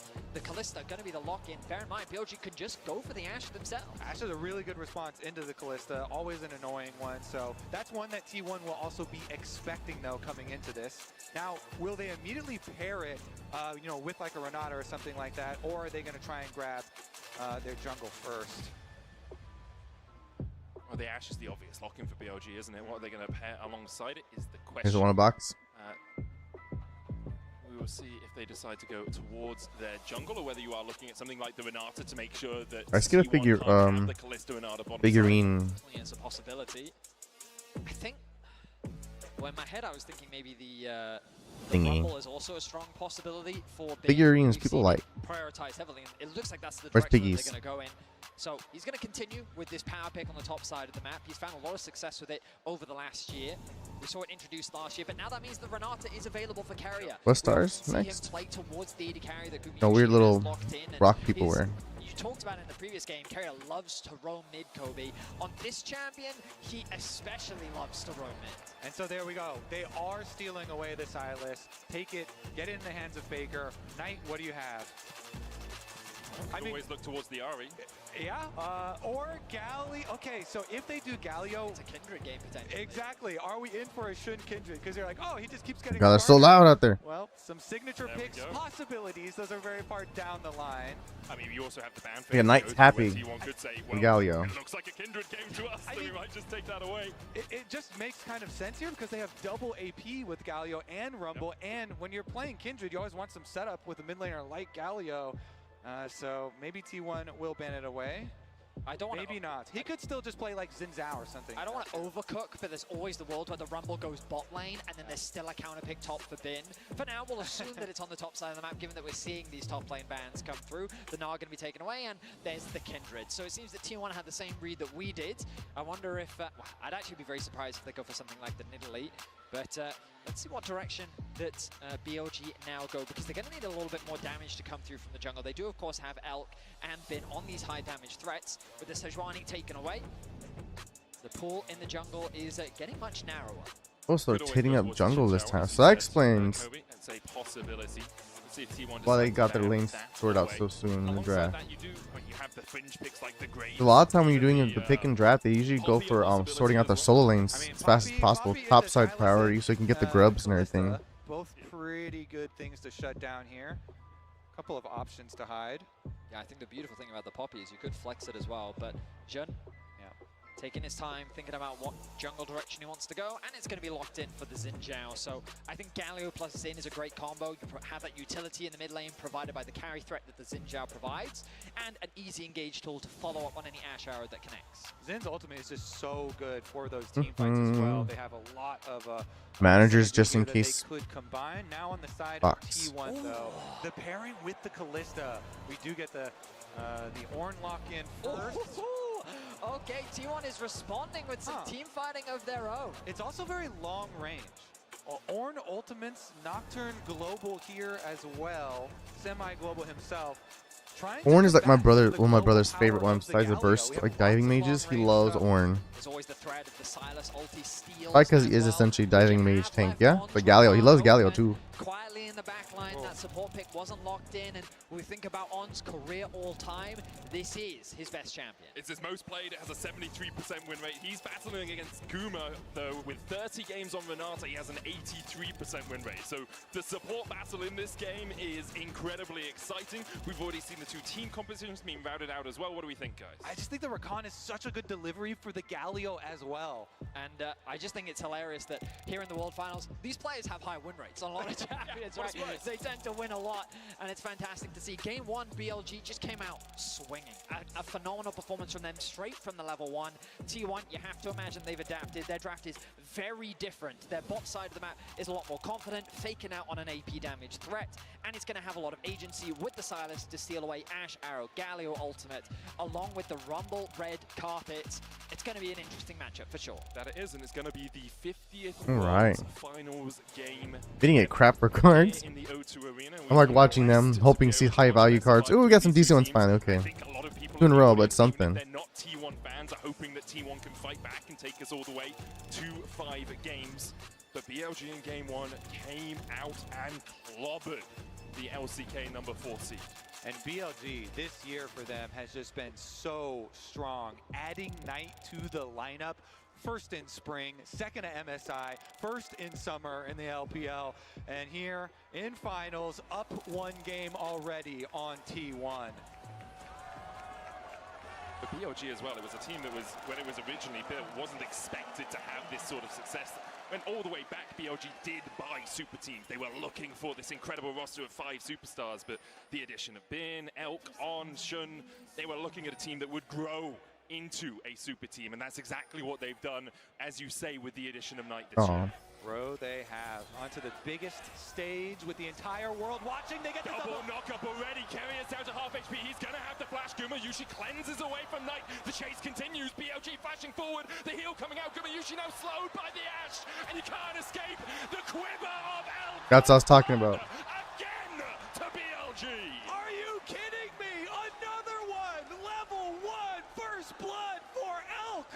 In the See? exact same spot as game Poor guy. 1, Gumayushi will lose his life. Summoners blown. And T1, they were just trying to get some vision. 2 games, died in the exact same spot. From the same champion. At level 1, same invade. Like, damn. Chase down of the Ash means that BLG draw first blood. Elk flashes forward so he can get the slows onto Guma, and it's enough. They get both his summoner spells. I mean, a lot of summoner spells were also used offensively by BLG, but it is still going to be the lane swap after the first blood here. T1 will go topside. Gumayushi and Kerry are trying to get away from the power of Elkanon. Obviously, Ornn good in lane swaps as well, can absorb a lot of pressure, pretty tanky. He's going to get knocked up here, though, and Zeus may have to burn the flash to get away. Elk with the slows, just going to chip him down to about 190 HP. And Zeus couldn't get the timing there. He's trying to get in range for experience on those minions. Takes a lot of damage. So I actually bought a box. And now we have Bin going mid to soak experience and do a lot of damage. Baker taunted up, the Electro Harpoons go into him, but he's able to hold on to the flash for now. Will catch this wave, crashes towards his tower. Bin making a beeline towards the bot lane. I mean, I really think they need to set up for a dive onto Zeus. He actually hasn't got back to base. He's at about 50% HP. You'll notice Shun still on the top side of the map, pathing towards his bot side. Typically, you'd see this split map situation, but both junglers have had access to their side of the map. And actually, because Carrier cancels his recall there, one more. might make the call pack. to go for the extra pressure on Bin, who teleported in, but it doesn't look like it. Level 2, he acquires it. Meanwhile, Zeus? He's level 1. Damn, we About suck. 1 minion away All from right. level 2, so 2 tower shots should be enough to tick him over. On here, it's level 2 of his own. Shun coming in as well to bolster this attack. Zeus underneath the tower. Able to flash away, gets the double knock-up, and look at On, he's about to be turned off! On goes down, Shun almost falls to, escapes that final tower attack. Ends up being a 1-for-1 trade, but I think BLG's happy with this. Look at all the farm that's being lost. Zeus needs to TP back in quickly to soak up as much XP as he can. The good news is the threat of a redive isn't possible for BLG. Meanwhile, on the opposite side, Bin had a smart ward earlier over that wall to see when Owner would come to pressure him off that wave, and Bin stuck around to soak up the Now we wait for an open up. his level now. Let's do a quality assurance test. How's that? Carrier looking for On here, Gumayushi here as well. On just trying to shepherd Bin in towards the tower. You can actually see Knight using the TP here. Guma still no flash, no cleanse. The Grand Entrance going to get a knock-up. Knight flashes across the wall. Shielded Duran for the double sword, and now the Flame Spitter is doing a lot of work. Guma's going to be brought back with a veil out, but can he survive? Down to 100 HP. Knight, the battle dance for On keeps him alive. Owner still chasing. And he rips through a Knight. Now Baker joins the party. A handshake from Carrier is one Bin did not want to take. Bin goes down. One hell of a skirmishing start this time, huh? T1 answer back so well on the top side of the map. Knight tries to punish the flash, the spot lane of T1, but they just don't quite have the damage to take down Gumayushi, and that allows T1 to find the turnaround. Yeah, look at this. Initially, Carrier peels Bin even further back. That handshake will be important because the flash over from Knight, they got the double taunt into the almost combo there onto Guma, but then they have to back up because, like you say, Carrier put the bailout on him, and then Owner goes up with a passive auto from Nocturne, gets the kill, and the chase down. Guma as well in that skirmish recognizes On, tries to get that last auto attack, and takes a quick sidestep backwards to avoid that last auto. Beautifully played by him. And T1 find themselves with the kill lead here in game 2. This is what we wanted to see. Not going down without a fight. Gumayushi not able to secure any of those early kills, but Faker and Owner in a prime position to carry. But it's also why we talked so heavily about Ooh, $200 card? For Carrier. You can see Yay, not only good the card. handshake, but also the bailout doing so much work when you have the map split like this. Alongside that, the hostile takeover just stops time. the team from really being able to dive you as the game goes on. Carrier is absolutely sublime on this pit. Now we've got 35 seconds until the grubs spawn. You'll notice that Elk has chosen to reset, making his way back out towards mid, where On is already there. There is an experience advantage in favor of the T1 support, but Elk already ticking over to level 5 as Knight has actually moved down towards bot lane. No TP available for Knight or Zeus means they can't really get involved. And And I wonder how impactful that's going to be, because do you really want to try and fight a Xin Zhao this early on over the grubs? But T1 do have a lot of pressure on the top side of the map. Yep, you can see What? Knight moving up the river now already on the Galio, transitioning over to the objective. Shun has the brush. No W will hit there onto Keria though for the poke. Very close level 6 for both Knight and Faker. Those are going to be crucial levels for the upcoming fight. Tick now for Knight and Elk as well. Yep, soaks it in mid lane here. This could be dangerous for T1. PLG going to start up the grubs. Shun on them. On still only level 3. Has the flash, has the heal. They'll get one with the smite. There we go. Goes on back, but he can dance out Good cards. with that W, and he'll manage to get to the relative safety of this top lane tri-bush. T1 will find 2 grubs for their own as they force the PLG away. Yeah, Zeus also able to walk up. He just barely got his level 6 on that Ornn, so big Ornn ultimate coming through. BLG don't want any part of that. It's going to be the one of the kind of hangover effects of the lane swap, is that Bin is going to be down in experience here in the 1v1 if they do matchup, but they see them. Even though they're always fighting for grubs so early, when we were last time watching Genji, we're confused. Apparently that's like a big strategy now. Because he knows T1 can continue to advance.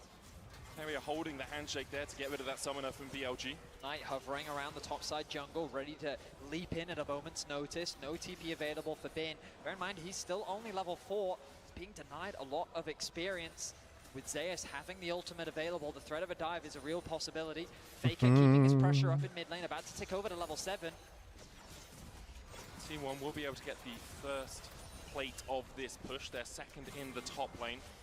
Bin is catching the wave in mid, not yet level 6. Yeah, I think it's a good defense there from BLG. They make the call, they sacrifice bottom lane, it's okay. Bin rotate over towards mid, catch that wave, so he can safely get some experience while the rest of BLG trying to defend on the top tower. The big wave on bottom side is going to crash on bot soon though. Bin has to go. Yeah, Bin has to go, but that leaves room for Faker to roam up top. Now they can guarantee numbers advantage, and they can set their sights on the tower. Bin shows now.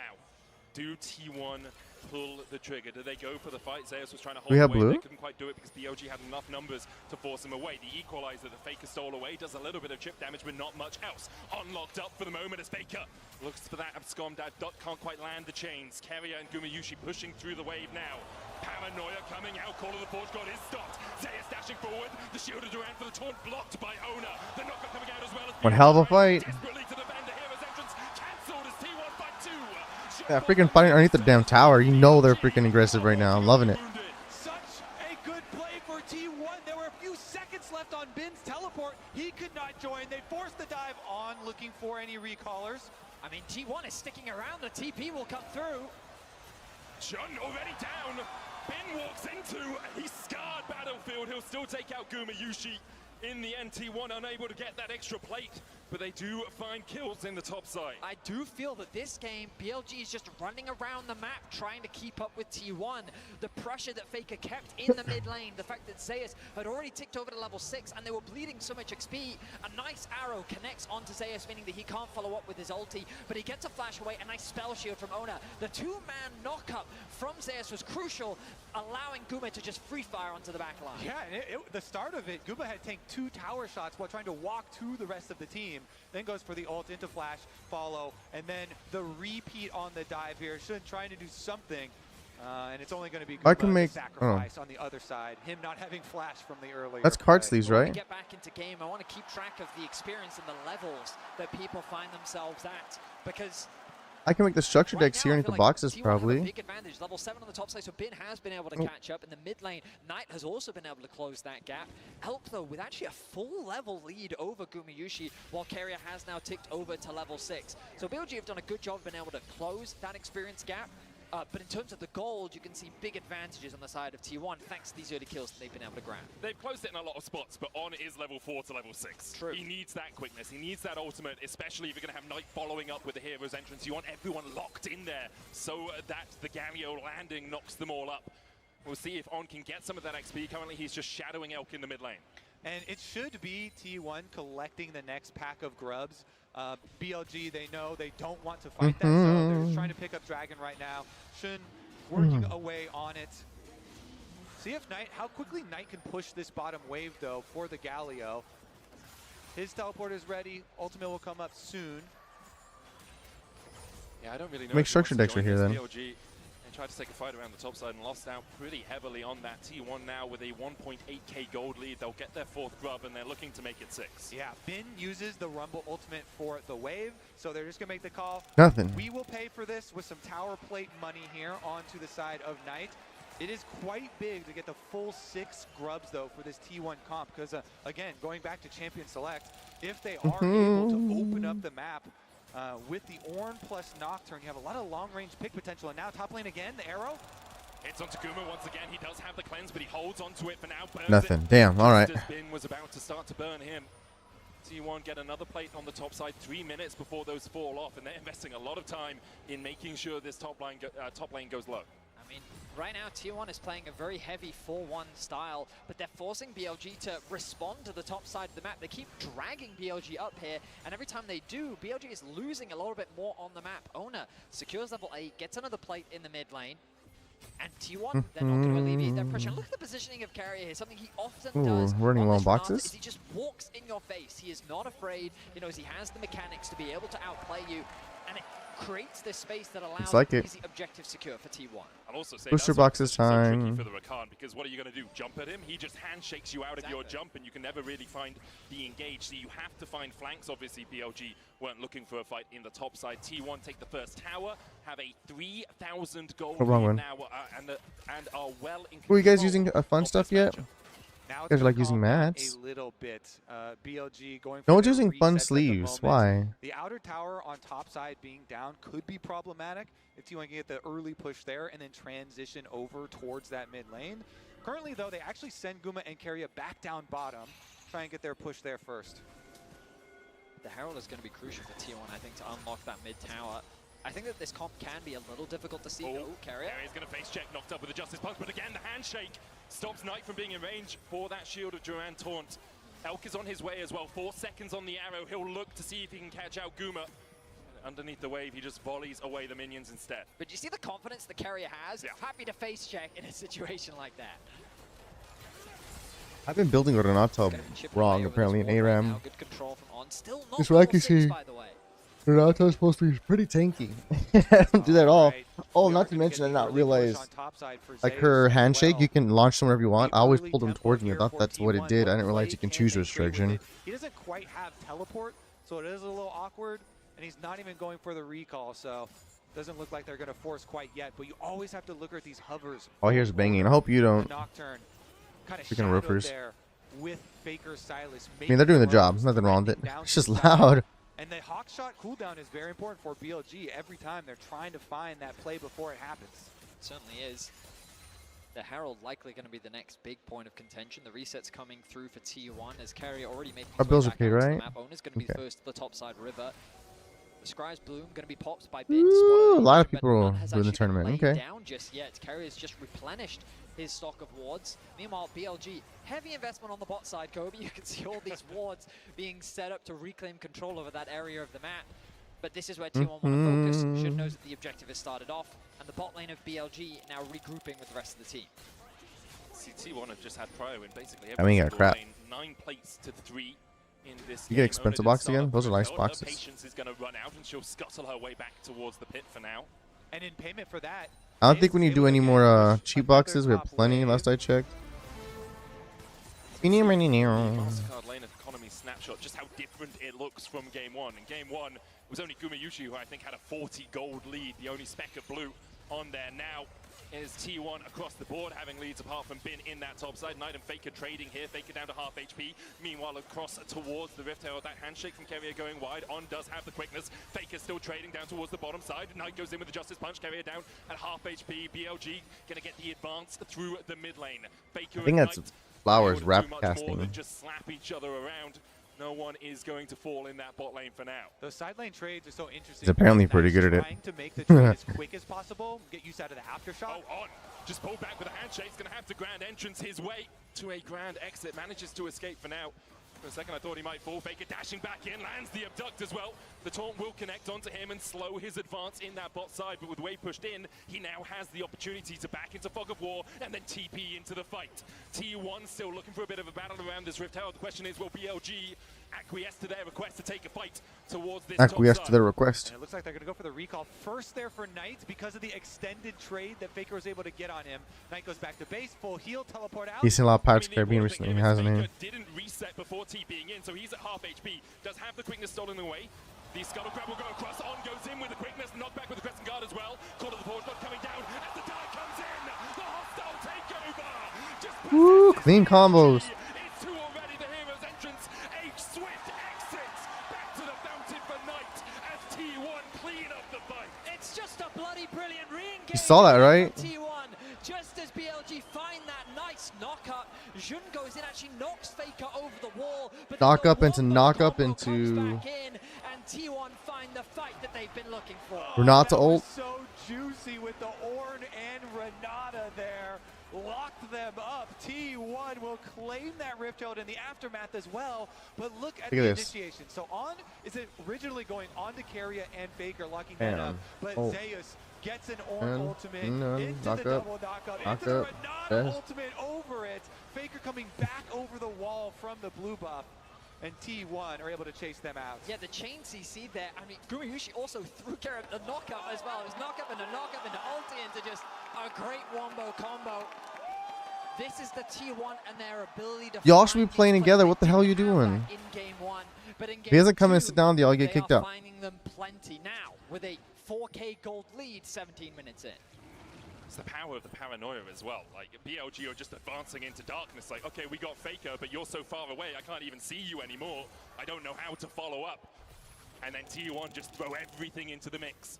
And now they are looking for their first dragon of the game, a 5,000 gold lead over BLG. Very similar to how far ahead BLG were in game one, although obviously T1 had yet to take all of the towers we saw BLG manage to do. Becomes pretty problematic for BLG on those sides, and so T1, they're just going to force down the dragon, immediately rotate everybody over to this outer tower. Wait, lying in the fog of war. If anyone from BLG steps up, have to be a little bit careful there, so sacrifice the tower initially, and then as you said, not a whole lot. They have the Rift Herald still in pocket that they can then use for the mid tower. Yeah, I mean, they're going to deep push out this bot wave to kind of keep Knight on the map a little bit longer. The resets can now come through, and they can reset back out into mid. It's an easy setup and an easy What are the prices siege looking thanks at, to the actually? Ornn Let's see. ultimate that can be used to zone them away from the tower. Faker going to catch that mid top wave, going to look to reset as well. And look, here comes the resets through into mid. In fact, they don't even bother basing. They actually just make a beeline towards that lane. And now they set their sights on the mid tier 1. Yeah, BLG have to be so careful when they're collecting these waves. Look at Knight and Bin collecting their waves pretty far back at towers. Arrow from downtown. Elk gets a taste of his own medicine, but he should be able to survive this, especially with Jun coming in from the side. We'll take a spear to the back for his time in the mid lane, but T1 just used the fact they've stunned out Elk to take down that mid tier 1. And look, Knight can't actually afford to push out that bot wave, even though he knows that the play is happening in mid. If he overextends, the thing that Kobe's been talking so much about is the threat of the side lane play. And now on the top side of the map, Faker looking for a bit of a scrap. Realizing he doesn't really have the manpower here to back him up. The arrow going wide. I call lies on this though. I've gone to those sites back when I was doing a lot of Yu-Gi-Oh. The card, it's never this easy to find how much a card costs. I wish it was that easy. It's a pain in the ass. Alright guys, there's no one coming. Go, go, go. Both these teams so good when getting ahead, and we're seeing it here from the opposite side. T1. What is this? 2338. How quickly they Okay, can is take that these better? towers. They're just going to siege up at this turret, try and spawn those grubs, and they rotate Faker down after pushing topside. Again, you see. How do these people have such a good sense of the freaking market price of a fucking card? I blame apps. You just have to guess. Now they probably just scan it and tells you market price is this. Come on, you little shits. I want to kick your ass. Let's go, let's go, let's go, let's go. Come on. Coming out as well. Elk locked up towards the top side. The Rift Herald did charge in. Half the They make tower AI has voice been things lost, sound but more BLG able to hold human. on to the They're always rest of like it for now. choppy. So that's an example of what we're talking about with the Ornn ultimate, just using it as a zoning tool. I got a bit ahead of myself, expecting there to be Except one. The best one I found from Google was like some Australian one. It sounded nice. Or sounded cool. Made it. It probably doesn't sound natural, but it sounds cool to me for some unknown reason. It's actually just the individual sitting on a side lane, whether it be Guma, Ona, Faker, or Zeus. They'll just push out that extra wave to get it deep, force BLG to both respond to the 2 pushing waves, and then that extra member comes and pushes in that 3rd one to then catch you off guard and then get away on this chip damage on the tower. And the 6 grubs is so nice for them. So powerful. When they're constantly rotating between these towers. Even though T1 have a very short range composition, they just kind of go up into range, spawn their little grub That was mites, quality control again. and get little bits of chip. You gotta get damage a. on I mean, there's those no way to towers. really increase Meanwhile, profit On other than having just trying more desperately to get the first product on the step floor of for them to play, grab, right? The early vision, the advanced warning, the extra information for BLG to try and craft a comeback. Yeah, I mean, crucially, BLG have potentials to find pick. Ash Arrow is famous for catching you off guard, and that's ultimately what they're looking for, and why that highlight was so good, Kobe, because On's vision is going to be crucial to allow them to find his pick. I agree with both of you. 5 sweepers. 5 sweepers and a paranoia. They're putting as much darkness on this map as they can for BLG. They realize the only way BLG really get back into this game is by finding a few of those picks, a few of those team fights where they have a numbers advantage, and by stopping them having vision anywhere, they're stopping them having that advantage. It is something that T1 have shown so much success at this tournament. Just denying your opponents a vision and then making picks, making these plays, being very quick in their active thinking here. And so step number 1 accomplished. Step number 2 now, try and draw out BLG into the dangerous open area of the map. Oh. Dragon will arrive shortly. Yeah, start opening already. Guess can't put it back on. Try and utilize that, but once again, you see T1 first on the side waves, pushing those ones in, and they have their double teleport Freaky looking ready, star. plus Nocturne ultimate. Again, the sideways are so annoying for BLG now. It's constantly catching and catching and catching, and it's T1 that always get that push out onto mid. Holding this mid tier 1 is so valuable as well. Dragon, 20 seconds. Of course, the threat of a soul not quite there yet for either side. T1 set their sights on the enemy camps, and they're looking to suffocate BLG out from more. All right, BLG. Oh, the flank. Zeus has got behind them here, brings the call of the Forge God. Paranoia, paranoia! Everyone's out to get you, Elk! He falls first, still has both his summoners. On's gonna dash away. The chase comes in by Faker, steals away the quickness. A hero's entrance from Knight just to defend. His support, T1 though find one, and they'll turn their eyes towards the Drake. Ornn and Nocturne, it is just too dangerous to step out onto the map, out in front of any of your towers. And as soon as they do, T1 close the trap shut.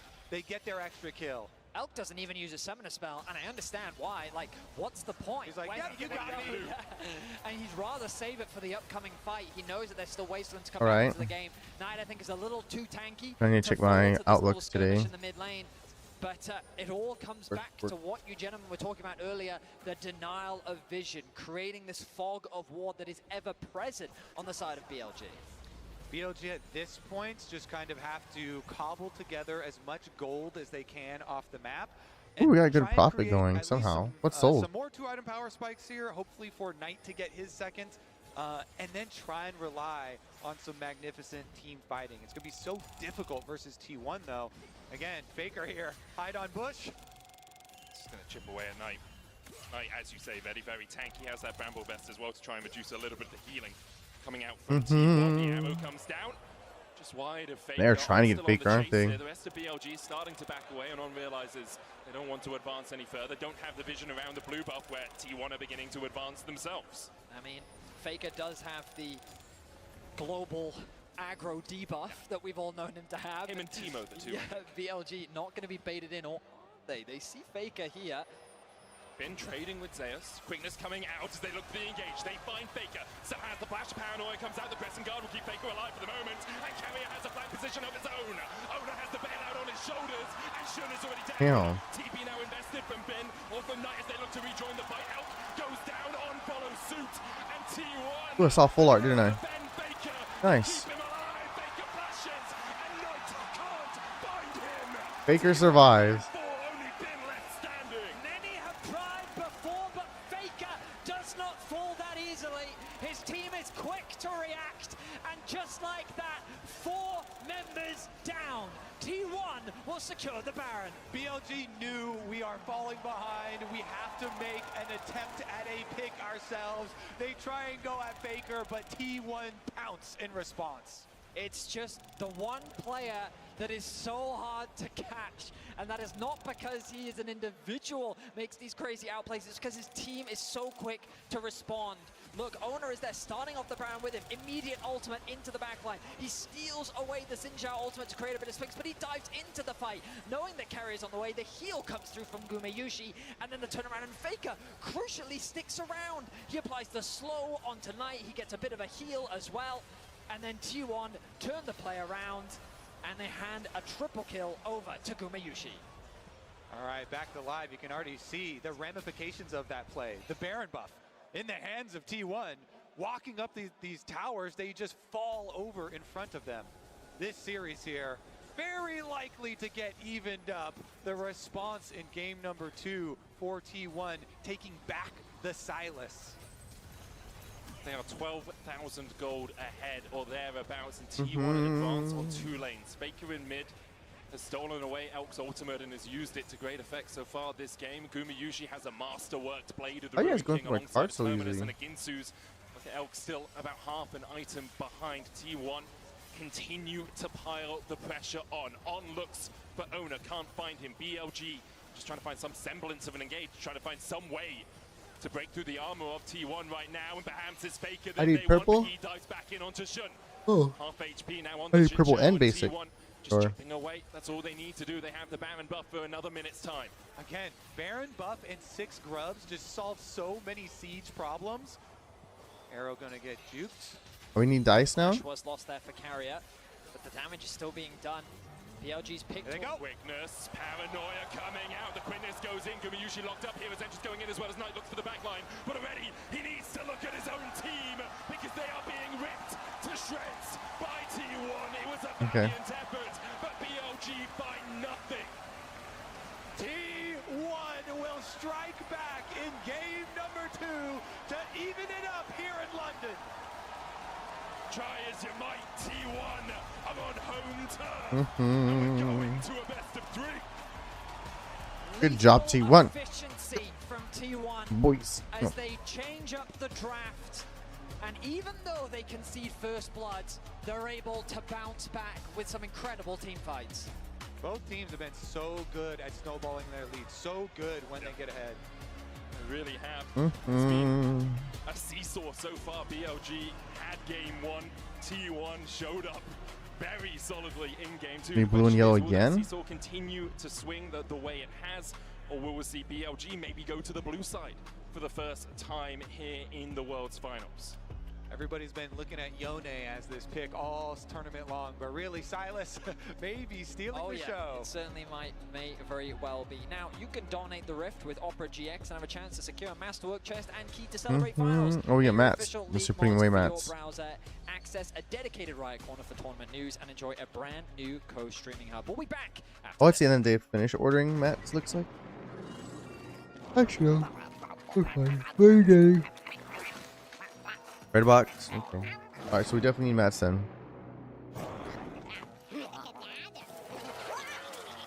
What are those cute little things doing?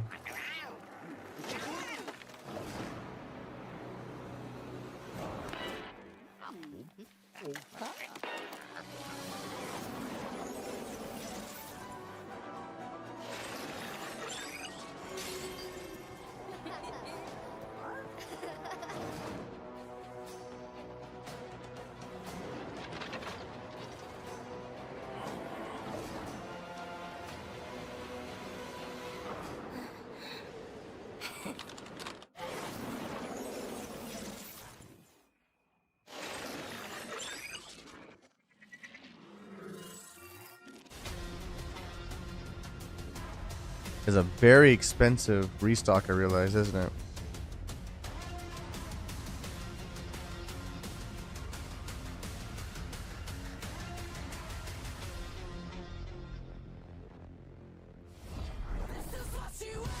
I'll pay bills first before I restock. Guma's little finger gun thing for his face is funny. Alright, skip ahead. Hey, why am I watching all this extra stuff? I want to watch the fights. I guess I just liked it. It's fun. To unlock bonus content and features. Alright, here we go. Back to another draft. So I get distracted by actually watching the actual worlds. Is Is Jax still going to be like your target ban third? Are you still keeping that out of Bin's They hand? put on a really good show then, apparently, Do for you getting feel distracted. confident to let them get it and play, you know, the Gragas or the Gnar into it for Zeus, or even the Maokai top? Because by leaving the Jax open, you're forcing BLG to make a choice between Callista and Jax. Ooh, $200 card, Flame Broly. Thank you, Mr. Flame Broly, Flame Broly, whatever you are. So Callista Vi, if the Jax is left open, and that's locked in first for BLG, I think that T1 would be very happy with that. Using all the time, the Nico is going to be banned. So here's the Jax. Let's see what BLG choose to do with it. My Silas prio is also really high here. So Jax prio, Silas prio, as well as Callista prio. Those are the three that really spring to mind. For T1 as well, the Vi has got its way through. BLG abandoned out in both games so far. Looks like it is going to be Callista first for BLG. And I think the response will be a Jax from Zeus. Even though we know Bin for the champion, Zeus is no stranger to it himself, and I wouldn't be surprised to see the Jax plus the Vi locked in here for T1. Maybe the Poppy. Oh, the Renata, of course. Why not? It's been such a fantastic pick for Carrier. And you do not want to give over Callista Renata. The pairing is terrifying here. Pretty good response, honestly, I would say, from T1. Of course, Elk on the Callista is such a fearsome bottom lane. We'll see what they can end up pairing it with, though. On likely going to try and get a pick here before this next round of bans come in. Looks like Bin's just going to play the same thing he's played in every game so far. There is the Rumble for BLG. Shoutouts to Bin also, because he's put so much work in on this Rumble. He spammed it in solo queue. It's one of his most played on his solo queue accounts here. I think we're finding the money wise to order this. Let's get this done. On it in Champions queue as well. Are we going to get this locked in? We are. Blitzcrank for On as an answer to the Renata. I think it can be a great pick. And On, when he gets out on the map, he's going to be lethal. The Ballista combo. I love this combo. This is one of the most funny combos you could possibly have for the mega grabs. This would be such a big step up, though. So much playmaking pressure on a Blitzcrank to really be effective and find value. Also, so Liquid Stars here, yay. Through the game, because Blitzcrank is basically impossible to play if the enemy sees you all of the time. All you're doing is running at them and hoping that they don't manage to dodge away from your hook. And then the last of those like prio picks that we were talking about, T1 do collect the Silas as well. And you think the ultimates are always what your key Rumble. Callista potentially can be valuable, but also the juiced up AP scaling Blitz ult can do a lot of damage. Yeah, it actually is. Now the Akali going to be banned away. That respect being shown tonight. I wonder what else they could be thinking of. Maybe the Syndra, even a possibility. The problem with Knight is he has such Where a is the dice? champion Go. role. At least he showcased. Like, Okay. do you also ban the Ahri away? We've seen Silas used from both mid laners. Isn't even an answer into the Ahri. Is that something that they want to potentially deny? Is Sejuani taken away on the side of BL? I was kind of helping them pack things. They can stock the floor, yeah? It's such an obvious ban here with Jax and Silas, double melee solo laners. That would just be way too much power for Owner. But you were talking about the Vi earlier. As you can see, though, I've been Vegas. really busy. That is something that Owner has played When I could have time to do TCG game. It's fun. It's relaxing. At the end of work, it's been nice just having something to chill with, you know? I think the Vi might open Oh, I've been too chill now. I got it too much. I'm so sorry. It gives you like a lot of power. There's already a bunch of dashes. You can put Poppy into the jungle. Shun could look for just some of that control into T1. The thing that stands out to me was that Draven ban from PLG. Stinky, get out of here. What's a good pairing with the Renata? Oh yeah. Ooh, there we go. It was banned out in the second round of bans last game. Now we get to see the Kindred Galio combination from Shun and Knight. Shun is one of these players that has the signature Kindred as well as Nidalee. It was such a big pick for him at the MSI meta as well, and very, very excited to see him on it. It's with double AP solo laners as well. It's with playmakers. We need our structure decks up. Blitzcrank and a Galio for you on the front lines. So while the Looks like it. Oh, come on. I already know who this was. It was definitely not our new guy. Who's that one guy we hired? Let me see quick. And I mean, a lot of faith is being put in Shun and Elk here, especially when you Definitely think of not. the superstars of this roster, this BLG roster, Dennis. on Knight and Bin, that the We know it was you, Zachary. the individuals that when you look at the immaculate carry performances, it's not Got like else Terrence. a stranger to it, but those two are the You, I historical keep forgetting your players name. that are expected to make it to these large Clark. international finals. Clark, And now the carry responsibility is Terrence, going to be falling on Shun, gonna be Dennis, falling on and Elk. Zachary. We'll see how they perform. I think it's so incredible for Shun's story as well. You know, splitting time at this tournament is a very difficult thing to do as a professional player, to have to share practice time and open go some in and cards. out of the roster. But coming in on this type of pick, BLG are saying we have confidence in you to not only be in here and play with us, but also play off of our picks. It's incredibly important for Kindreds to have strong lanes to play off of. Galio has so much setup. You can try and go there for kills, plenty of CC for you, but also help you control the marks. And the Galio ultimate is just such a nice layer on top of Kindred ultimates here. So tons of synergy and tons of faith here, BLG showing in their jungler. I feel like Kindred's like one of those feast or famine, like they just said. If you are behind and they can knock out your ultimate, Kindred now just made it so easy for them to dive you and then heal afterwards and just keep pushing. Essentially becomes a hindrance. Out your head, you keep them away from your ultimate. They become untouchable for most team fights. In A round though, it's kind of hard to do either. Hope so. All the way to 5. BLG on the blue side for the first time. Their level 1s have been a sight to behold so far here. T1 are stacking up, ready and waiting, aware that BLG are looking for something. And I already love what BLG have done here, getting the ward in there onto the blue buff to make sure that you know which side owner is starting on. If you don't see him on the blue buff, by process of elimination, you know he's going to just start on the top side down. And Kindred into Vi is such a fun matchup there, mostly for the Kindred side. So we'll see about the lane swap coming out. Kalista plus Blitzcrank up to the top side here. Meanwhile, rotation over to the other side, and it looks like it is going to be Kindred actually starting on technically their weak side. Can just path up towards the top side. Last time we saw a lane swap, both the junglers could just do full clears. We didn't see that invade that often you do see. Elkanon here going to be able to deny Zeus away from the wave. He immediately goes back just to help Ono with the Krugs. Gumayushi going out this wave. Knight going in already, hit the level 2. Faker takes a chunk of his HP for the pleasure of stepping up in the lane. Look at the positioning of Ben in the bot lane. He is hiding just off in the fog of war, but close enough to actually get a bit of experience. He's about half a bar towards that level 2. Carrier, though, going to spot him out, actually walks up and now says, I need no, to... no, no. Going to deny that experience do a quick and try and mitigate it as much as possible. This is different from the typical lane swaps we've seen a lot at the World Championship, similar to what we saw in the previous game, rather than splitting the map, as you guys were highlighting. Guess you're wondering, it takes them all 1 second. Pathing away from their weak side of the map, which means the threat of a dive is a little bit lower. But I'm keeping my eye on Ona right now. The pings have come down from Shun that Ona is likely on his wolves. With the pressure the Knight has in mid lane, it becomes harder for Faker to be able to roam down to join in a potential early game dive. BLG also pushed their wave quickly here, while T1 actually just the last hitting, just the slowly building, pushing wave. And so this one crashing a bit later into Bin.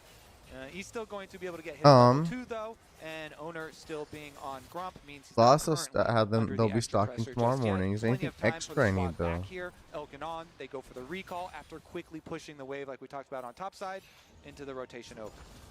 Need purple boxes. Does win out on the coin flip that happens with the first Scuttle Crabs when you're playing on this Kindred. You can see all-time 35 and 50. There's other boxes too. It is a lot of weight to be put on his shoulders. Remember, coming into LPL Summer Playoffs, it was Wei who was the first pick jungler for BLG. Coming into Worlds, it was Wei who was the first pick jungler. Ever since Shun came in, the team seems need some to more have that collector little bit more books. Let's just do coordination, that. It's probably easiest, huh? a lot of weight of expectation. So let's do collector books. And since the Kindred mark, I know I need purple boxes. Very first spawn is just on Scuttle Crabs, he can just wait.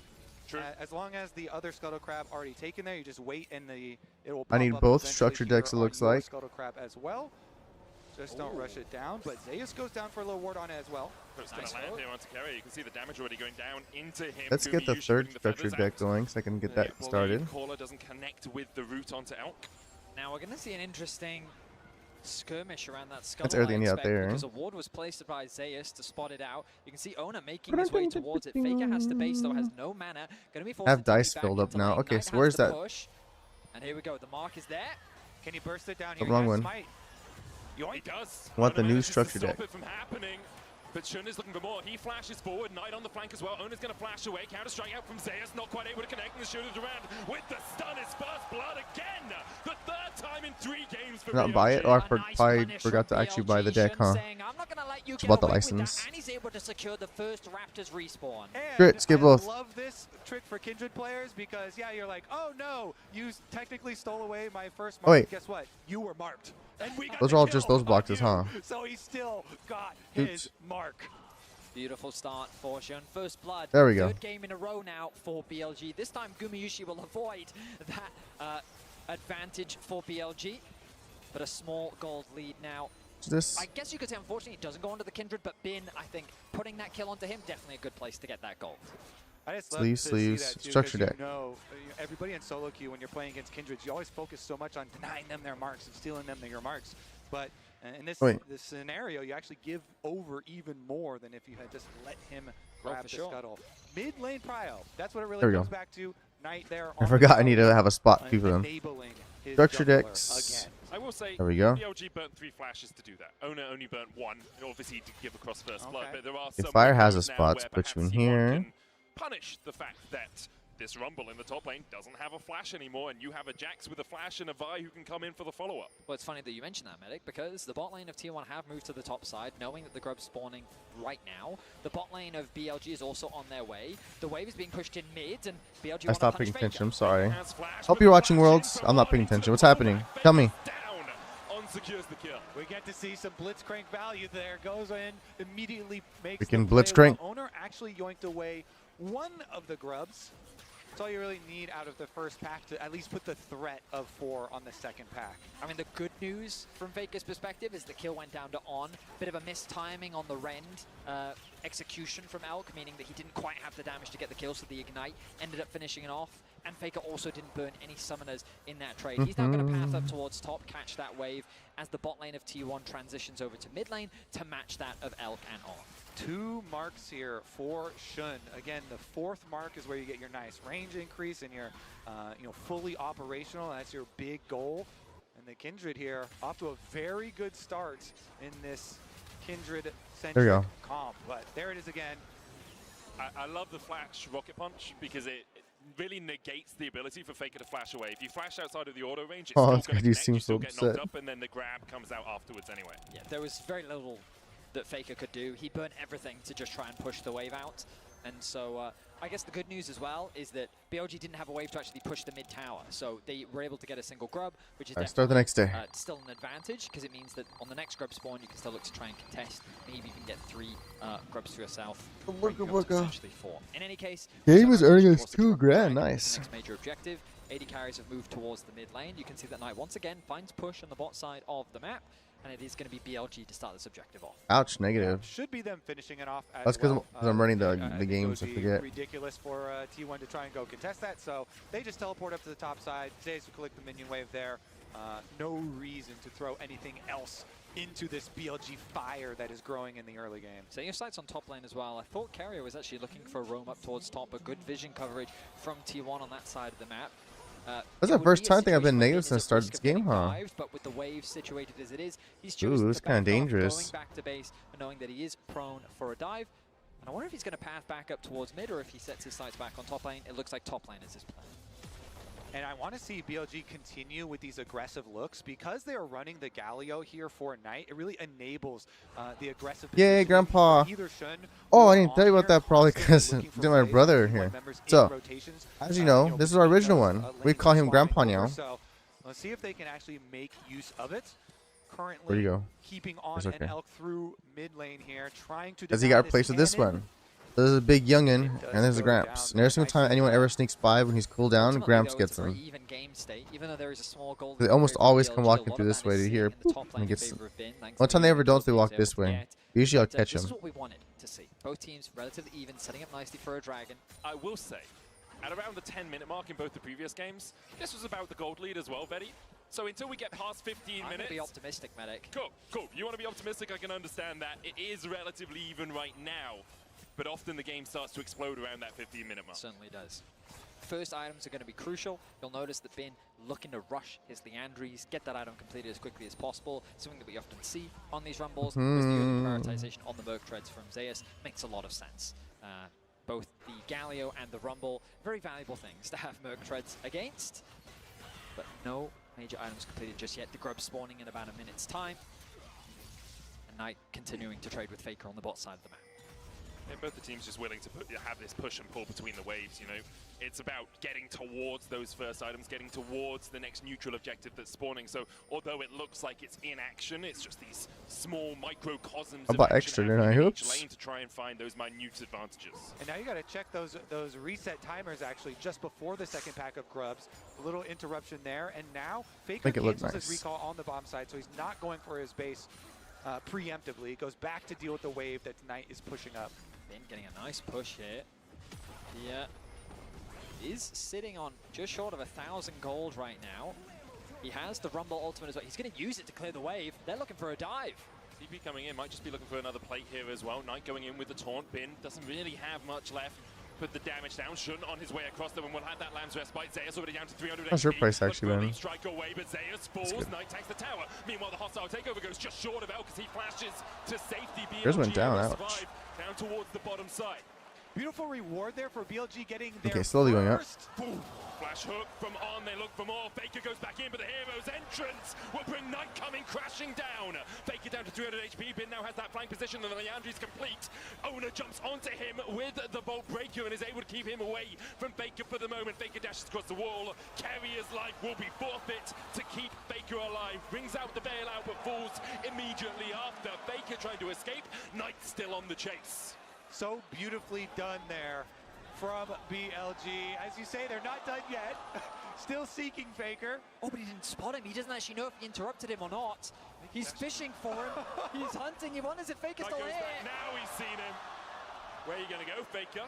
Already absconded, already abducted. Elk is on his way to try and accept this kill as a tribute to him. Knight comes in from the side and will make sure that Faker... Oh, Faker tried to get out. ...luxury of executing.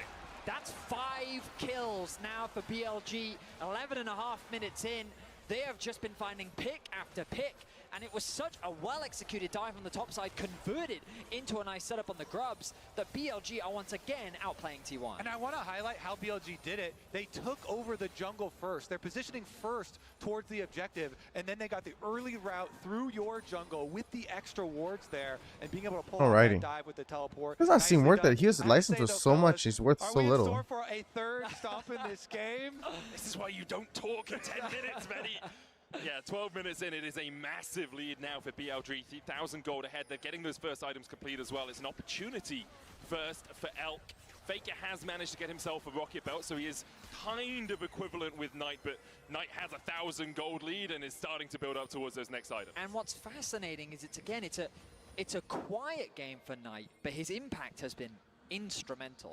Yeah. You'll see it in a lot of the trades that he has against Faker, but he's just out pushing Faker in the side lane, building a CS lead, building an experience lead that we didn't get to see in Game 2, but then that converted pressure is working wonders on the map. And that battle in the mid lane is one that has been raging for years. Knight, domestically a Titan, has the tied most domestic titles of any mid laner in the LPL. Obviously, Faker stands above all.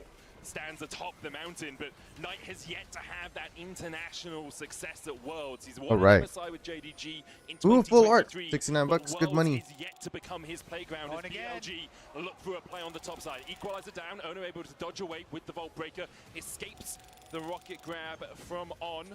Will they look for more? They still have the Lamb's Respite, remember, from the Kindred.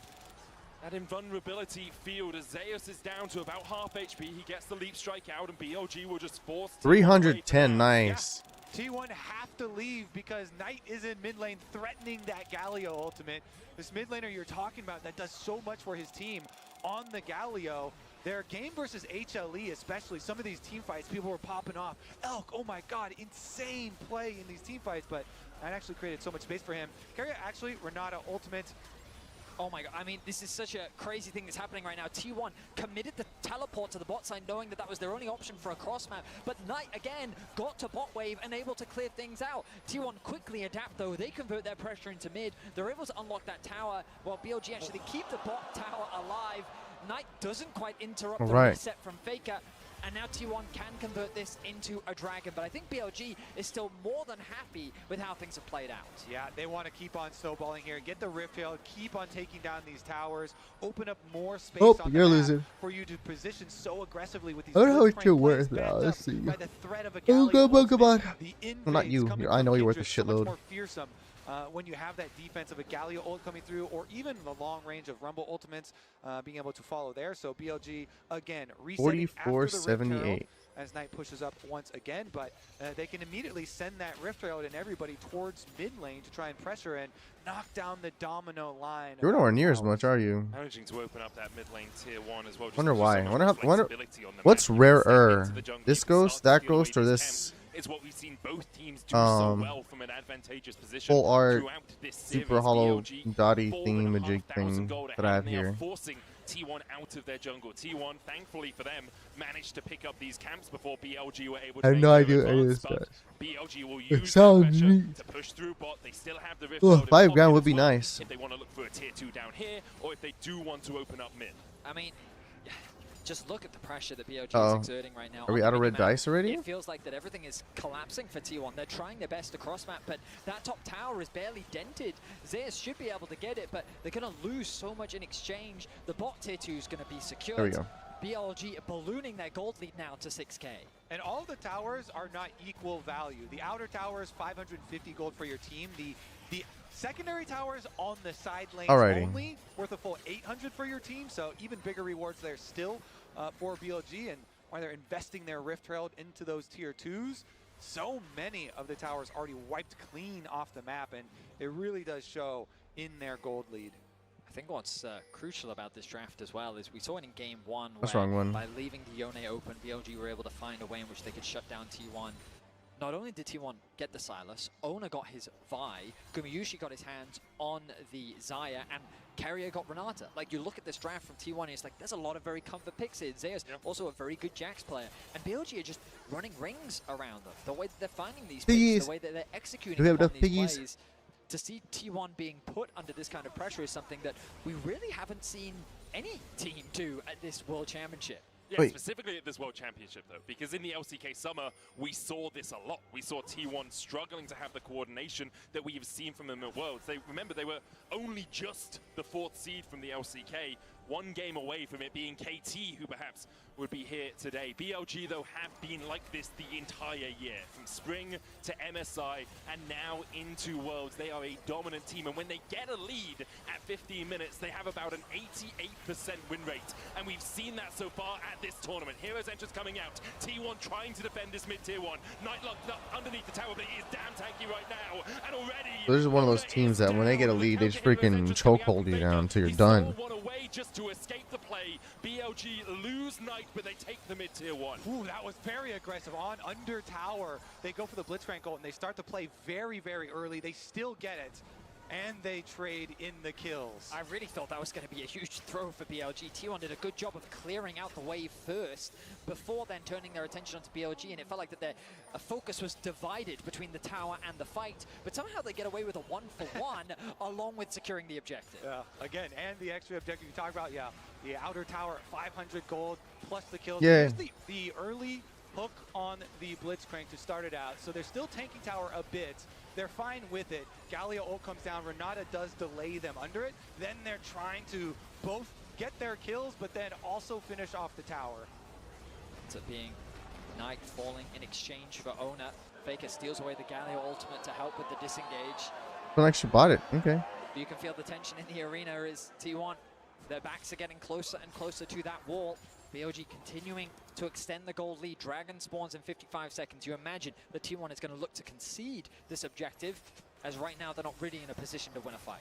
Importantly for Shun, he was able to pick up a mark in that fight on Ona and also take away a Gromp that was marked from Ona's jungle. So now he is at 4 marks. It was a very long time coming. Often you see, especially in solo queue, you see Kindreds really get those marks racked up early, but when you're not having as much action, it's harder to find them. And when the enemy team is playing around taking those camps away, obviously it will take you a little bit longer. But that Kindred, very much a champion now, has all of that extended extra range coming out from the marks. We could finish with the last card sleeve. Complete control here leading up to the Dragon. T1 doing their best to try and get some safe vision through their own jungle, but it's just so scary, constantly having to deal with On just fishing, throwing out these hooks from Blitzcrank. And there's so much extra power here on the side of BLG with all their money. Faker steals away the equalizer pin, puts one down of his own, but the rest of BLG are here to join the party. Outnumbered, outgunned. Faker falls in the I need to start getting comics going, don't I? Often we talk about And more figurines apparently. Something is often lost as a consequence, but here Faker is just overextended on the side lane. He has no tier 2 tower to run to, and there's nowhere else on the map that T1 can really put pressure down towards. So BLG, they secure themselves another pick. They're going to secure the Dragon uncontested, kind of as we expected. And T1, the best they can look for is vision on the top side of the map, ready for a potential Baron play. All right, finish up in their own jungle first to take all of the rewards. And then you go. I mean, Ben just kind of walked up to him on here. the side lane and take away the jungle camps, take away their lives. Another mark here for Shun. 6 now on the Kindred, really accelerated. BLG in a commanding position. I was the one that said I expected a closer game here. I was looking forward to some very close fights, but after that top lane tower dive, BLG have just been in the driver's seat. T1, No, Stinky. their tools, their option, the way in which they can come back into this game is trying to find picks. They have Vi and they have Clark, did you leave already? Little bastard. On a side lane. At least Terran stays. Well, Dennis and Zachary, do you guys stay? Or goes Zachary? We expect that from Zachary though. These waves pushed in and suffocating their vision, making T1's playmaking options very limited. There's one Dennis try to stay a little bit, no worries. Just next to where the blue buff would be. There's one in the mid lane as well. Knight here stepping forward.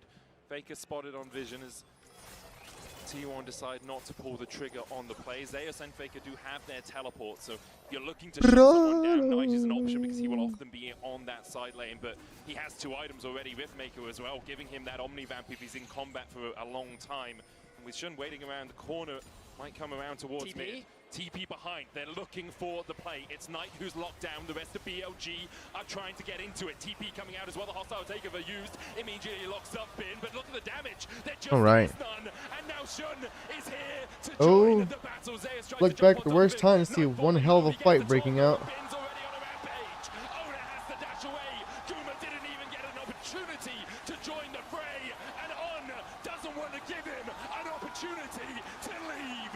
BLG 5-4, and Baron is on the menu. They go at Knight, but he's too tanky, and BLG are going to respond in kind. The Baron will be theirs. They were limited on their options, but the TP flank was a great idea. The problem is the damage. You highlighted it, Kobe. Knight was too tanky. They didn't have enough. And on the re-engage, BLG just melted T1. We look like we're gonna get another one-sided game in this series, back and forth. BLG here kind of on the precipice, winning this one, pushing them. No blocks are on the ground out here now. A match point in the series. What do we need? Here's another look at it. As We you need say, those T1 tabletops. know that they are falling so far behind in this game. They've got to try and make one of these overloaded plays to the side lane. So they try and get the jump on tonight, but it's so difficult. The defense there, Bin immediately arrives. Shun right afterwards, and so they don't even have to use the ultimate. Didn't even force anything out of BLG there. Just too far ahead. And then look at the damage that's going to come through from Elk as well. Blue dice, black dice. Build. That Q just tore Gumayushi apart. And I mean, BLG Green and red and yellow deck boxes. Let me check their prices after this. They're burning through them. Towers of T1's base. T1 they have dice actually. I'll check all of them. They bounced back incredibly well in game 2. You imagine they'll be looking to get back onto the blue side, but this game feels done and Check them real quick before I forget. It's just a matter of how that will forget. BLG put the final nail in the coffin. And if you're T1, you need something miraculous right now, but we've already seen how the damage lacks, especially if Gumayushi isn't there. Faker has finished up his Rift Maker, but he's sitting at 0-4-1 in this game. Has been well and truly shut out by BLG, who are now advancing through the top side. Okay. Knight has the hero's entrance to join a play if it does occur. BLG, though, can just step forward. T1 really can't find an Oh, I need avenue my to deck approach this boxes next fight. again. Looking for the Hex Flash hook. Doesn't quite connect.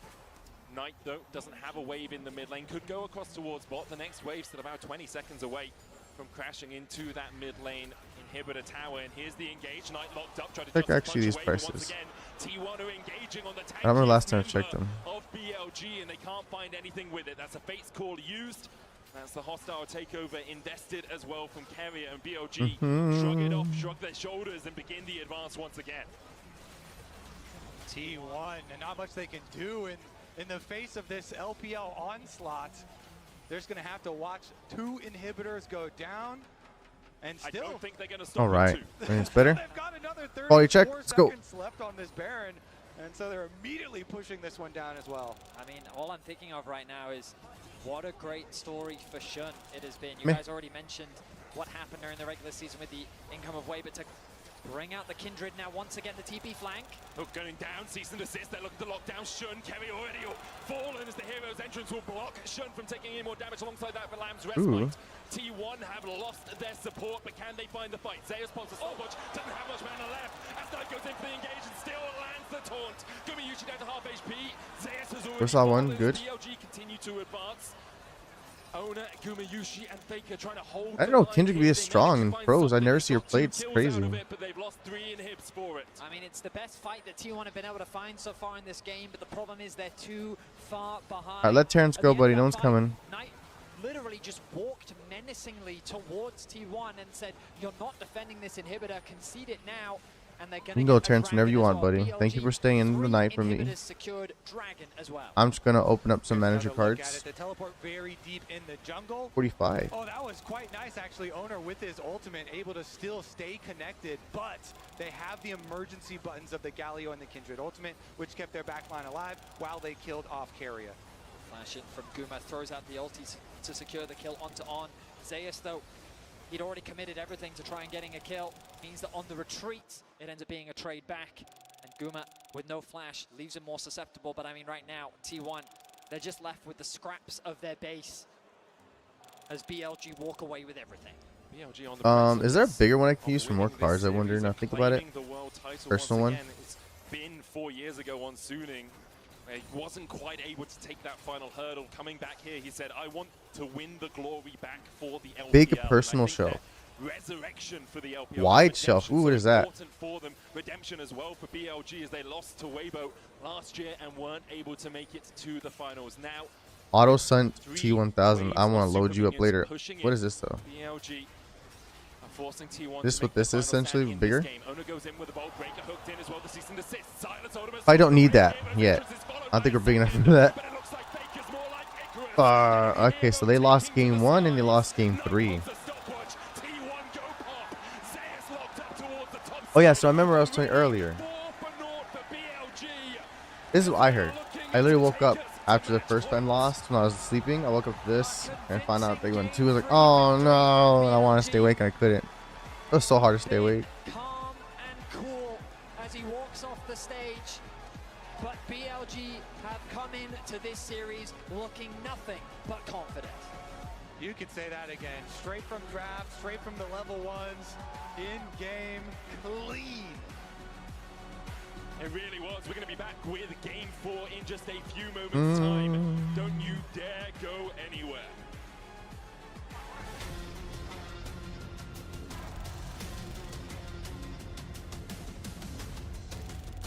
Shouldn't be opening these ones because they're from the store floor.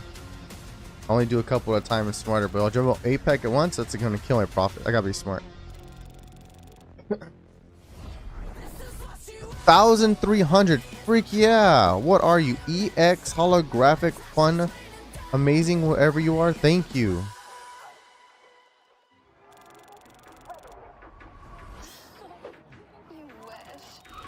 No, because of that, now we're gonna open 8 of each. We can celebrate.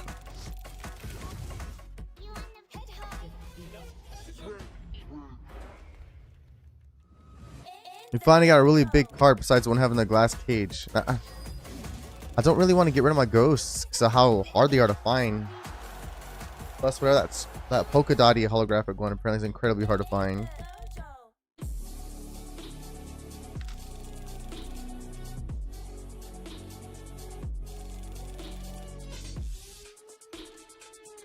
Ooh, $12. $12, yeah. Finally getting some good ones. In fact, I need to pull up see what it is on that card website thingy. It looks funky. Let's see if I can find him.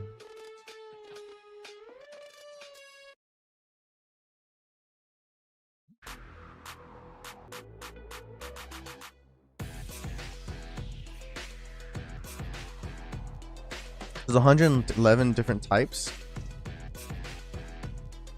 Which one do we just grab?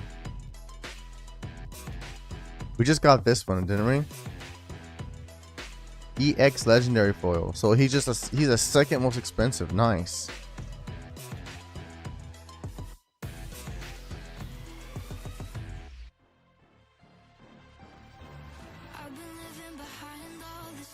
There we go. But he's the one we got. So he's full art legendary foil. That's why so much.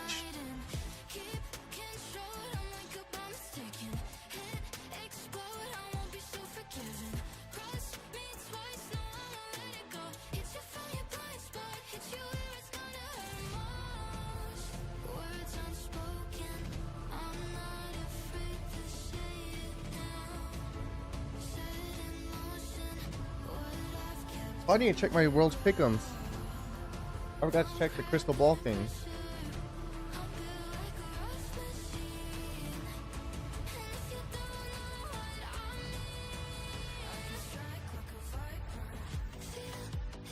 Yeah, I did.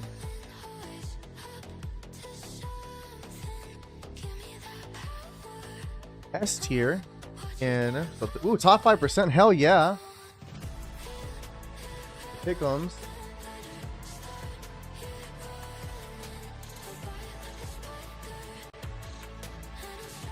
I was right about the duration of the longest, but wrong about everything else on that one. I was right about Poppy being most different roles.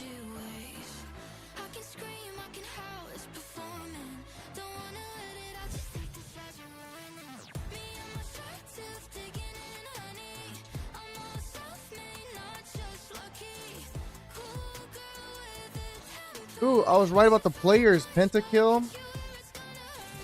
Keria, and Owner with the most first bloods.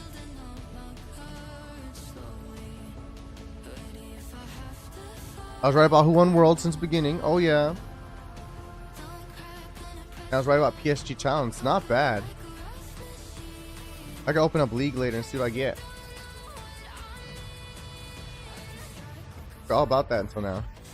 Let's jump ahead before I get yelled at. Realize this is song stuff, and song stuff, like I said, is usually copyrighted to hell. So there we go. If we break that curse somehow, it was Halloween a couple of days ago. Perhaps there's something going on here in the O2 as we get into draft for game 4. Match point, championship point for BLG for T1. An opportunity to prove once again that they deserve that shot at. Alright, so him we can sell since I guess he's not the most crazy expensive. They don't have ghost lists, I realize. To not allow that first pick to come through for T1. We are setting up for the Oh. Ashe first pick. The Callista There we can go. be removed by BLG. That's their adaptation. And there's like So, going to be the Ashe lock-in for what I got? T1. Why some dark, You imagine some aren't? the Renata again rises in priority once more, and the Ashe Renata is the direction that T1 will head towards. Ooh. Okay. The Insta-Gnar lock-in here, blind here for BLG, of course, with the Jax ban. And into the Ziggs combo, nice. I have no idea why he's Their what. AP damage secured from the bottom side. They have the safety of Ziggs playing back, and maybe they go for lane swaps, try and get away from it. Then you can get extra turret play money. What does that mean? What does it mean like why are like base white and the others are like base black? Like I don't understand the difference for these ghost ones. T1 is just going to go towards the tried and true. Renata Carey has been so solid on it across the course of 2024. We'll lock it in once again, and now Perhaps look to the top lane, give Zeus something good into the Gnar, but Gnar just such a safe blind pick that really, I'm pretty sure Bin will be happy with any of those matchups. They may also look to lock in jungle now. Maybe they want to grab the Vi for themselves. Even though it didn't work out last time, Ona's still an exceptional Vi player. Gives you that lockdown. Also just, it synergizes really nicely with the Ashe. Instead, they're going to pick the Sylas. Makes sense. Ziggs, Gnar, both great. I guess just a 50-50 thing? Okay. I have no idea how it works. I thought it might mean something like which one's more rare and stuff, you know? I got one of these guys, right? Like a cheaper one? Is it him? It's a controversial champion, yes. I think it's this one, huh? Well, they get really shiny, don't they? But we've also seen the lane phase against a lot of these melee matchups be pretty oppressive. Oh, because foil's extra shiny. Okay. Let's take a look as the bans come through. Definitely target. But he's not foil. You mentioned take away from owner, and then on okay, now it's starting to make a little bit of sense. So full arts are very hard to get to apparently then, eh? What supports are they worried about? On's probably just going to go with. We open up 8 of you, 8 of you. Let's open up 8 of you before I forget.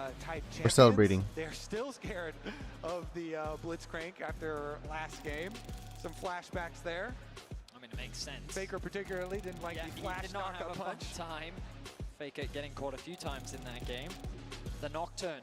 I mean, the adaptations coming through from PLG, denying what made T1 successful in game 2. I mean, really, not much of I mean, now that the Nocturne's gone, T1 could still go for the Ornn once more, but the blind pick Gnar kind of deters that again. And PLG's draft approach, I think, has been very smart. They know the tendencies that T1 like to go towards. The Xin Zhao are going to be taken away from Jun. So the jungle pool now very pinched, but the Sejuani still available. A reliable frontline engage.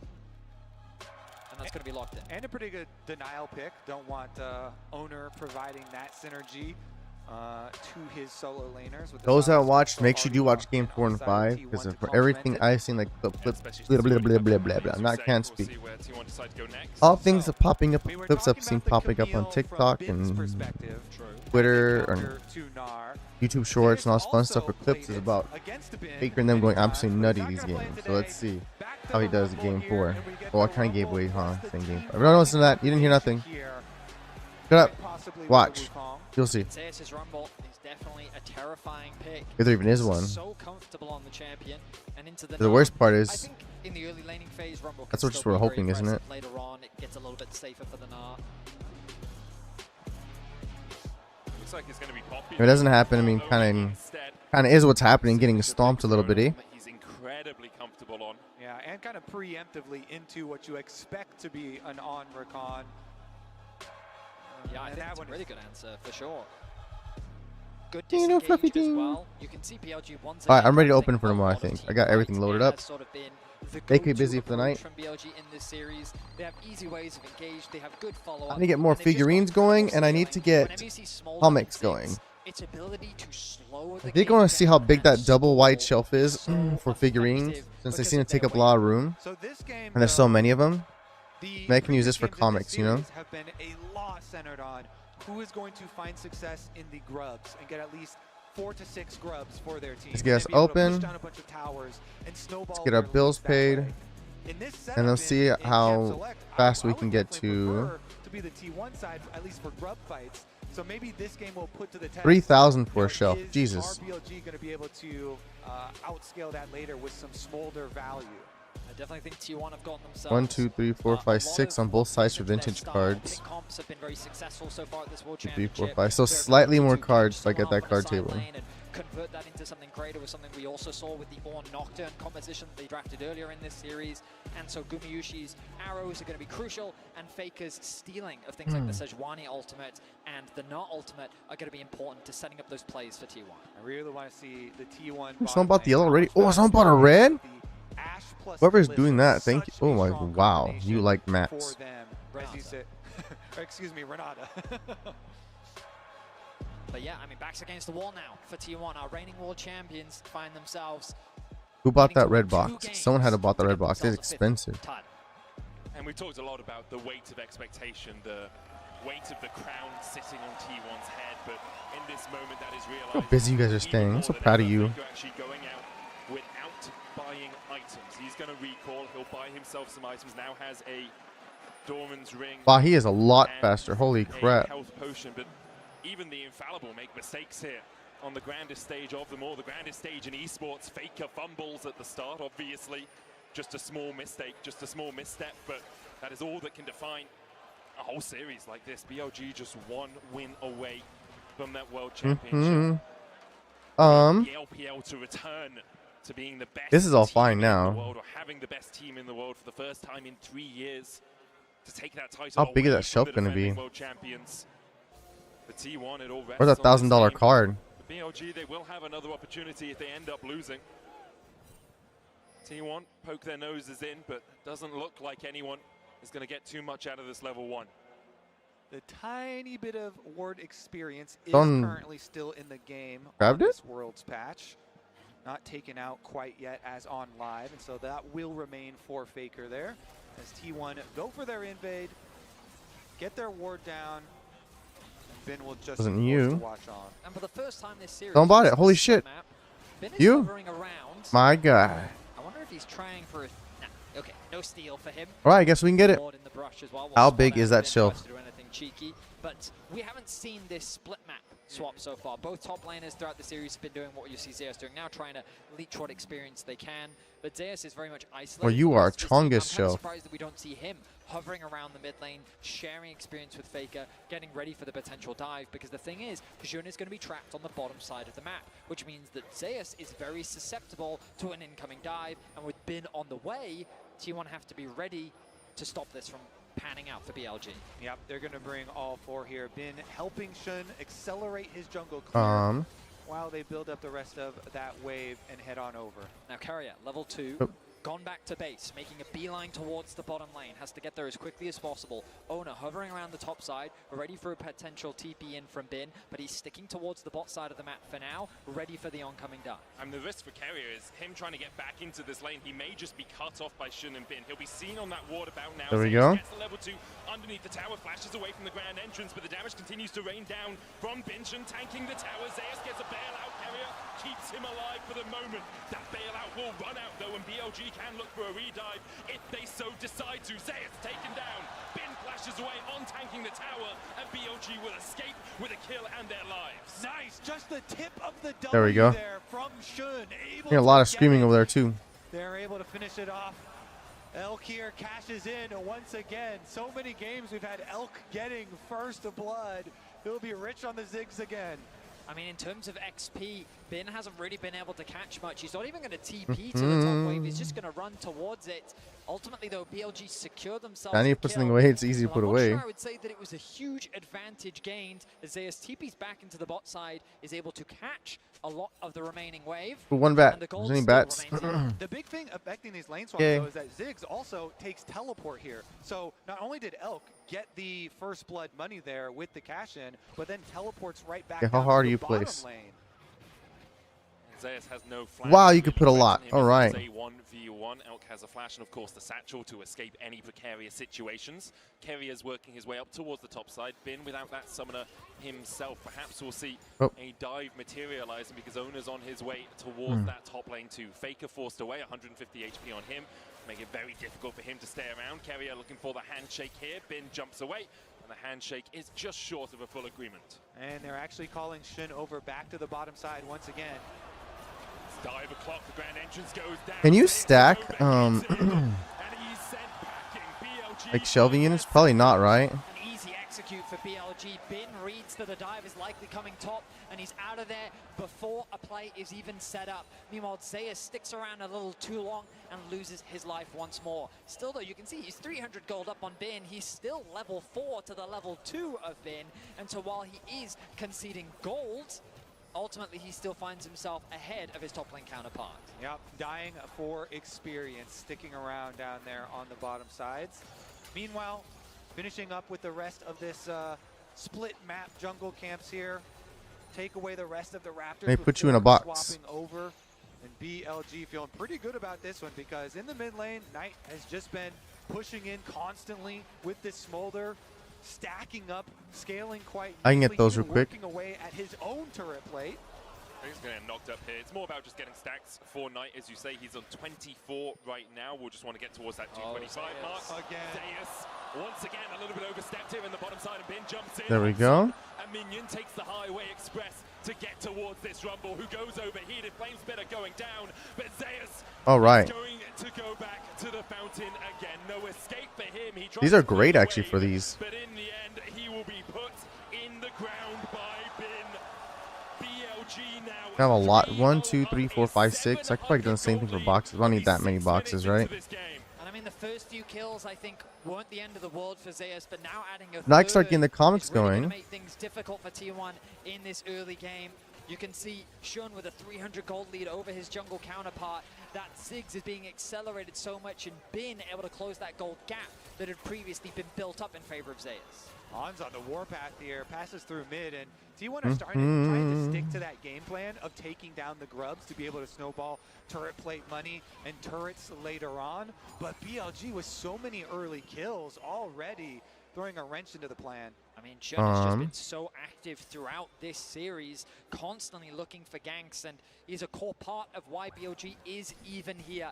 The turnaround in the Swiss stage that he brought to the team, and just his playmaking in the early game. There we go. Wow, they can put a lot of these in one shelf. That's actually pretty good. Trend, and he finds himself involved in all 3 of BLG's early game kills. Elk and On with their synergy with this Recon and Ziggs as well. You know, knockups into satchel charges. This thing is huge, but worth it, it seems. It holds a lot, doesn't it? From their side. We will see as far as the mega stacking continues. The tier picked up there for Knight, continually stacking that up as well as Faker goes for another trade. Steals away the Smolder Ultimate, can use that obviously later to clear a wave or just to heal himself up.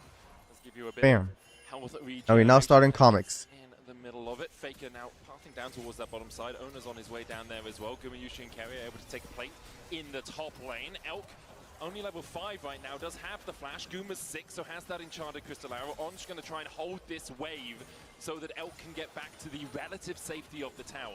Exactly. It was a nice little kind of Red Rover, send one member over there as Guma and Carrier run past the tower to zone Elk out from the minions, but On tries to go collect, as you said. So On actually gets in, and they're kind of funneling extra experience there into him, but now Elk is finally able to make his way over. Only gets in range for the last 2 minions though, so did lose I wonder a bunch though, of XP like, there. can Elk you still not level 6, stack? while Gumayushi's almost I forgot. You guys are towards missing level all 7. the T1 north will blowing. use the pressure they I have in the click on top that side one. and the push that they had through bot to now take away the first dragon of the game. It's 3 grubs and a Drake in their names at the 8-minute mark. I think that will be critical for T1 moving forward, since BLG have drafted really good late game for themselves. T1 going to use these objectives, try and draw them out to you. I mean, there are different ways to look at this, right? Because from PLG's perspective, the fact that they've been able to find these advantages in what is a very scaling comp, Knights, going to be forced to flash away, knows that the setup play from Owner was very risky. So BLG having this advantage in the early game just better sets them up for scaling later. Faker face checking. Straight into Shun, the Glacial Prison hits, but Faker heals up with that Kingslayer. Owner's going to force Shun away for now. On does have the quickness, but doesn't want to dash in to bolster the attack of Shun. In the end, Faker does manage to escape, doesn't burn the flash, and holds on to that summoner. And I mean, what I'm talking about, things can look good from the perspective of BLG. T1 have been able to secure all these early objectives. Kobe was already highlighting the fact that the early investment in the grubs, their skirmishing potential of the composition, and the fact that Zeus is actually, even with all that pressure, still a level up, and he has a huge stacked wave on the bot side of the map. He's very comfortable in terms of gold, so I think that T1 definitely still have avenues, even though things aren't looking great for them in the early game. Yeah, in the 1 versus 1 down there. Had a huge wave for himself at the tower as well to collect, so even though the rest of BLG getting kills onto him, in the 1 versus 1, feels pretty decent for himself. T1 do have those pick tools as well, so even if you do start to fall behind a little bit, you've got the arrow, you've got the follow-up with the equalizer, you have Faker jumping in with the abscond that duck just like this. Elk doesn't sidestep. Faker dashing forward for a little bit more damage, using that passive to its full effect. Steals away the Mega Inferno Bomb. Elk has to flash it. Faker takes the tower, and Elk just dies. It's hunting season for Faker in the top lane. He just runs him down, even with the first chain missing. Conquer stacked up. Thank you for the ultimate, and finishes the job himself. Now, Shun will just get there a little bit later. Not going to have any sort of kill threat as far as damage goes, so No harm, no foul, though. Again, these Ziggs with the teleport. Interesting. So I guess at the very least. you can never stack. What a confidence booster for T1 as well. To see Faker getting a hopefully I solo fix that. kill on the sideline. Sorry. Has to reignite the Apparently T1 you can never members and stack the T1 fandom as Carrier now in danger. Pulled out with the quickness alongside that Glacial Prison Carrier, though still has 150 HP to work with here. Hostile takeover only hits onto Shun. Guma starts to open up. Apparently you can never stack it though as a Shun able to walk away, though Guma really doesn't have too much damage yet. And we've come back to the game plan overall for T1 here with this composition. Whatchamacallit? They want to stack these Void Grubs, get that bonus to be able to take down a lot of these towers, open up areas to then make their signature furniture picks all in on this the game. map Oh by well. denying vision and using Ash arrows. Faker, his ultimate is going to be available soon. Zeus has the TP and the ulti available. TP available for Bin as well. Owner has found Jun. On has flash here, will use it to get away. You knew the steadfast presence was coming from Ona. Stops any dashes in its area, and so On has to burn the flash. Use the blink instead of one of Rakan's many dashes. There you go. Too far away from the No, I know. now making his way down, but Faker Apparently controlling everyone says the river. just reading that little bit about the game. The arrow isn't quite going to Everybody can connect, just fit it because I guess how the game works is you're just supposed to get the most ions per shelf as possible because they all just come by and check shelves. So Even though BLG we're doing good getting actually, some extra getting this much early randomness. I kills think. in the lane swap and in the side lane T1 still. Let's see if they can actually get the 6th one here. It is actually kind of important to get the double Void Might spawn. Should be able to, no problem. Nobody around to smite steal. And Only how much they can hold. I'll probably eventually start switching to those for a lot of things. See. Although I'm not sure if I want to get rid of my wall shells. Like, oh, I guess maybe do like walking through wall shells. I don't know. Is there anything else that like the best shelf you can get, quote unquote, in the game? You can see the Elk benefiting from finding those early kills onto Zeus, but after losing his life on Gumayushi, What's the point of personal shells? well, he's been able to close that gold gap thanks to the CS advantage that he's been able to find. And we find ourselves in a neutral game state, 12.5 minutes into game 4. Tiny gold lead for BLG. You can see Shun about 500 gold ahead, the bot side about 200 gold ahead each as well, but as close to neutral as you can get. Not going to this swings, series. I T1 guess. though do have the neutrals Action shit, themselves, what's those for. 6 It's grubs funny. And the Drake, next Drake up in 40 seconds time. You see Carrier pathing through that bot side jungle, hoping to get vision towards that dragon pit. They'll use the mid prio and then they'll move T1 down towards that bottom side to make sure they can control that bot side river. And BLG, they have so much wave control. Ziggs in a mid lane, have the Smolder Silas on top side. Oh no, looks for Bin, he locks him up. Bin though with a great Narvin. All right. He's gonna have to flash away the lock-in invested as well. Ooh, that was a good fight. Looked like too. I saw. BLG beginning to collapse the Mega Inferno bomb coming out as well. There's the arrow. Bin sidesteps it. Oh, I need all these things, don't I? Let's get ourselves stocked up on some cards.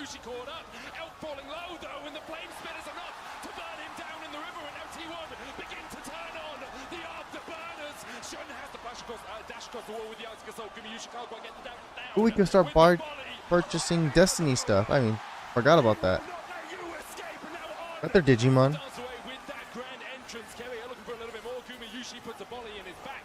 Forces him to the safety of his tier 2. Not only does Carrier flash to get the kill there, not like should escape, but he also bailed out Owner for T1. Big Renata play. A massive play for T1. Owner setting things up by getting that collapse onto Bin. The follow-up from the rest of T1 as well as BLG tried to collapse onto T1, thinking that they'd overstayed their welcome on the bottom lane, but they're able to turn the play around thanks to the arrival of Gumayushi and Carrier. T1 looking strong here in game 4. And BLG off their resets, off their deaths, immediately trying to get out onto the map and take this Rift Herald away because they know if T1 get the Rift Herald alongside 6 grubs, that is a tower-taking machine. Faker's here to check though, and the rest of T1 are making their advance through the mid lane. On and Shun in the pit, the Rift Herald down to 2,000 HP, Bin looking for that Nav as well. The Rift Herald still sitting at 2,000, that eye is open. T1 will close it and slam the door as well in BLG's space. Back out onto the map, T1 don't waste any moments. Securing the Rift Herald, forcing BLG back. They can grab move stuff. The Ziggs wave clear is going to be so obnoxious, so they're not going to look to use it on this wave. To come back to a crucial point, BLG's composition have a lot of tools to stall, so securing that early game's over. They're showing a lane economy. Keep the pressure up. Game plan moving ahead here. Faker He was deep pulling in out enemy ahead, looks like territory, hard. finding on. Blastcone will get on to safety. Faker just dashes back. But again, now is where we're going to see the real acceleration for the side of T1. With Rift Herald plus the full 6 scrubs, you can drive the Herald in for the extra Void Might spawns there, immediately move up, snowball all of this money. This is what we've seen in so many of the games in this series. Is such an I hope I can make it to the end of this acceleration match at for it this to go. point. It's not even perfect. So you guys won't get to game watch for the last team that match can me. get the early lead, and T1 are that You guys will have to team watch it this time around. yourselves. BLG trying to defend. Glacial Prism hits onto on. The arrow also connects. Bin dashes in. The Nard back. The hostile Ooh, it's looking crazy. God dang it, I gotta learn to shut up. Why don't you guys yell at me? BLG starting to turn this one on T1's heads. They found 2. Carrier has no flash, but Knight has 1 to chase. Carrier escaping on 100 HP, but On will not give him that luxury. BLG find 3 in the top side. And just like that, BLG punish the aggression from T1, trying not to lose any momentum. They set their sights on the top tier 1, but BLG deny them access and turn the fight around. That play right there might change the course of this series. Good enough for blue BLG cards. with Knight on the front lines with his I don't Trinity blue and yellow Force again. Smolder completed. Well, they're trying to answer mid here for T1. The bomb doesn't quite take out all of the minion wave because We of the need Void more Mites. books. T1 stick around. They just can't quite finish the tower though. But Bin with some crucial playmaking there, getting a beautiful Nart ultimate off onto 2 members of T1, and then just barely getting away with his life to deny Owner coming back to life. Red dice, are we thanks okay? to the Renata passive as well. We're okay. That's The really mid-tower cool. Still not going to fall just because of the way. But it's sleeves? Carrier tries his best. The might Oh, we should need be red able to secure sleeves? this. No! Knight going to deny that once more. BLG fighting that tower's life. But here we are. Let's look back at the replay. All right, so it starts out. They use both Faker's ulti as well as the Ash arrow. And as Need you all say, sleeves, Bin, actually, don't I? Just as he goes in, gets the knock back on. That's good 2 enough of them now, there, though. Carrier and Owner. And so they Get the next day first started. Kill. Knight then arrives on the Smolder. We'll survive. Flashing forward to chase them Yeah. down with his freshly completed Trinity Force. Gotta get some And major BLG, profits going before we we start have doing seen anything else. Smolder Before I start getting scale crazy. into terrifying areas for a long time in the last few What's going on with my patches, camera? actually. So we'll see if we can put this to the test here. Carrier knows They're that broke. one is going to be rough. It's a tense situation. Ooh, The shows a gold lot. finds itself even once more. We'll check out the itemization once we get back. But 2 dragons. To in restart favor of it? T1. 6 scrubs to the name. 3rd dragon of the game going to be spawning soon. And ultimately it becomes a question of how strong will this Smolder get? Can T1 accelerate the game quickly enough before Knight becomes a serious problem? Or can BLG stall the game long enough to get to a point where T1 will run out of options? Might already be a serious problem as we'll see him continue to scale. I mean, when you accelerate at the beginning, then you get to even stack much quicker. And so we'll start to see the execute and the burn really come in. Only 60 stacks short of that 225 mark. Alongside that, BLG helped by the fact that Kim sold this game. Obviously, you don't want to give the enemy team a soul, but when they've stacked 2 Drakes, giving them a Chem Soul to let yourself scale isn't as impactful. There he goes. as Hopefully if works. it were in Inferno, if it were Hextech. So T1 will be licking their wounds a little There we bit. are. That twist of Sorry. fate. Gumayushi I could have told me I was with being so on the way, stiff. cleared out in mid as well by Elk. Open. T1 Oh will god, use people the leaving. time they Hey. have to pressure in towards this blue side jungle. Drake up in 10 seconds. It doesn't look like BLG really want to fight it. Not necessary for them to do so. Of course, just number We're 3 good there. here for T1. I think the correct call is we keep on scaling. We got to get our Smolder to the break point that you just talked about. And so they're going to push hard on the other side of the map. Definitely the correct choice here with the scaling that they have available to them. Take away a little bit of the jungle as well while they're at it. But T1, they press ahead. It's a tense affair. These have a spot, don't they? I mean, Medic, you called it earlier. Over here. Losing Put your team shit. in every game, 3 kills was the maximum. Well, T1's at 3. 1 more, and we've got a 10. Let's open some packs while we wait. Well, I also do have to say, I would be willing to bet a lot that this will not be a 27-minute game ending, especially with BLG having Smolder plus a Ziggs. The reason why this is such a good pairing as the arrow goes wide, but Faker's still here. Take a look at that flank. Will seal away the quickness from On. Gets the charm, flashes in, finds 2. Ooh. On the back line as well. As Faker is not of this earth. He finds the engage. He finds everything T1 were looking for. Hell yeah, that's the engage.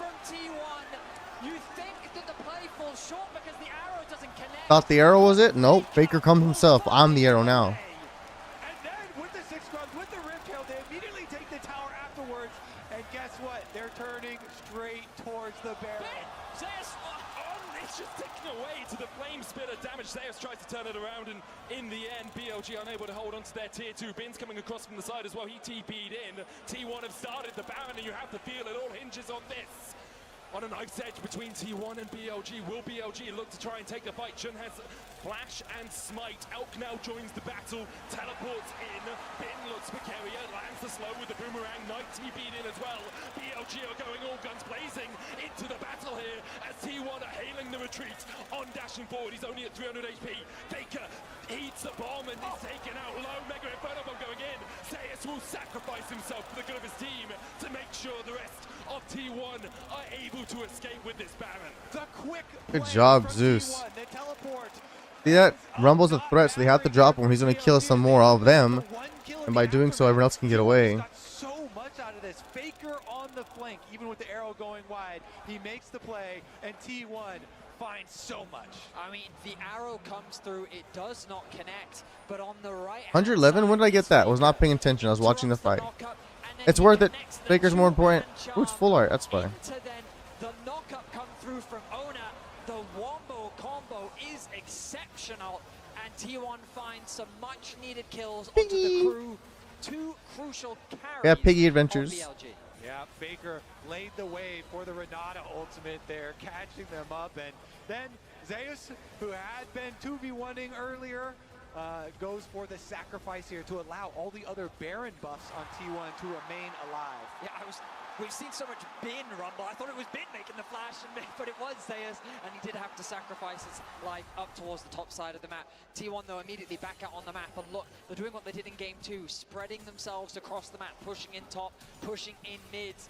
And Kobe, you said quite confidently that this game isn't going to end in 27 minutes, but the arrow once again onto Elk. He had the flash. He decides to use it afterwards. Ona couldn't quite get in rage to engage any further. Faker's taking I've seen some people spending some good money. It's good for us. goes in with the Glacial Prism on there with the follow-up. Keria, though, an incredible hostile takeover puts on in his place. Ona tanking the tower. Glacial Prism sorting away by Faker as he dives onto the back line. Who else but Faker again in the end? He falls, but Guma is making Shun look like a pin cushion. Knight forced to flash away. Elk trying to put the damage down as well. He won't land it on Keria. The fancy feeder out in force as T1 begin to push up bot side. Yeah, T1 are taking another tower with the 6 Void Grubs as well as the Red Kill. They keep on forcing these Vedias even when BLG try and construct their counter. T1 rebuff it. The Renata is just too much defense. Charging into that ultimate seems like suicide. I mean, there you I just go. feel like we're feeling the Faker 1500, damn. At the start of this play, the arrow connected, forcing the summoners out. Then when the range gauge comes through, the TP is quick to follow. Carrier with a fantastic ultimate to force BLG to disengage. And then when Faker Everyone's yelling, let's go T1. Everyone wants a game 5. past the tower and set up the play for him and Gumayushi to tear BLG apart. At the end, some slim margins there as well. Knight being forced to flash away a critical summoner spell, but T1 are doing a good job, I think, pushing the pace of this game because, as you mentioned, one of the reasons I was confident in saying that I didn't think it would end in 27 minutes, Ziggs and Smolder is such a good combo, and Ziggs wave clear plus the Smolder wave clear and scaling itself in that champion.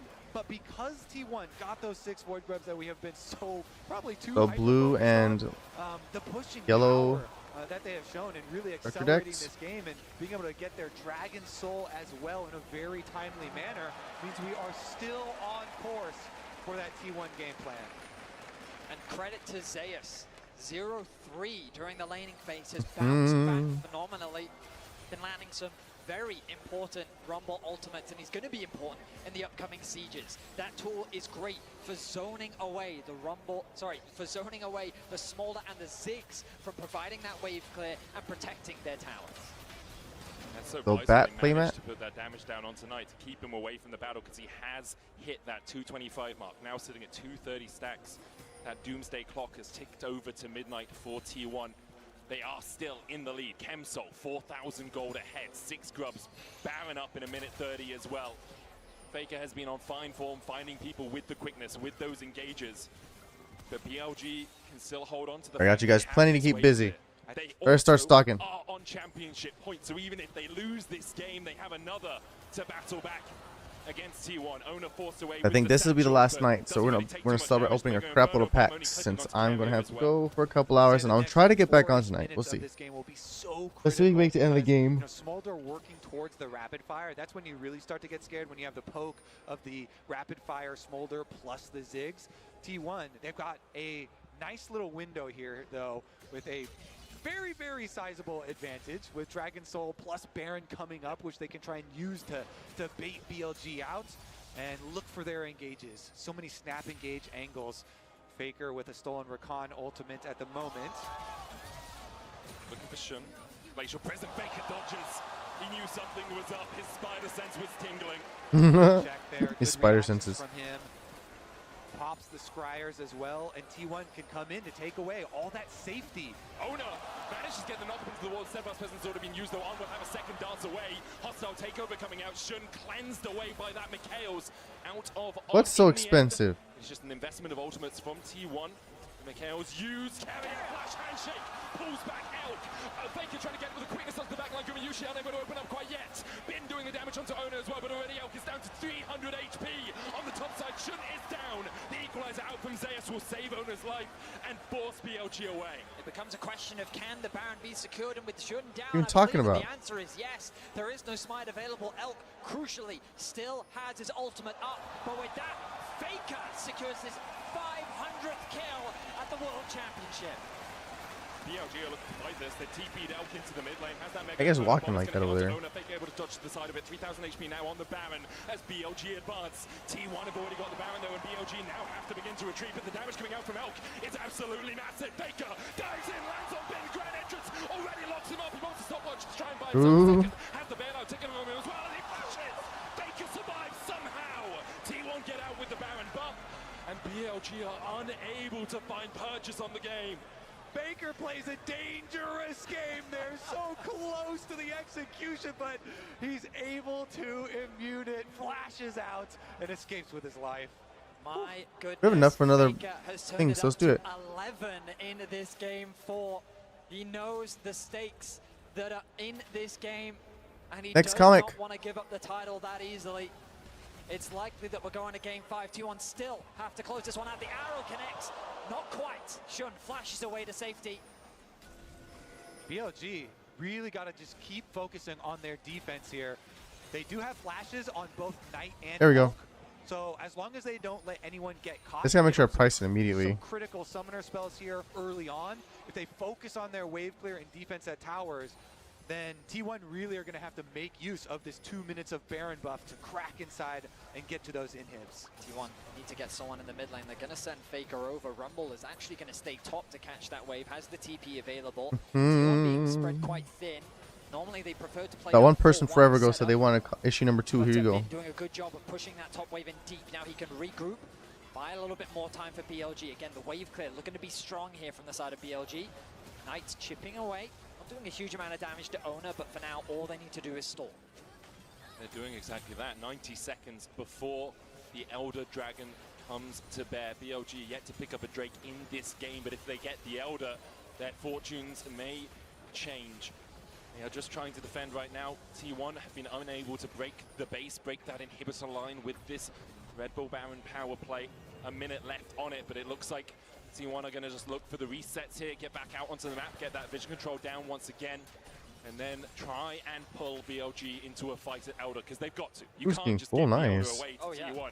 You have to make your final stand there if you are BLG, and if you win that fight, you might just win Worlds, you might just win the championship. That's how much of a game decider Elder Dragon can be. Wow, he's so expensive to get licensing for. BLG is strong enough to fight.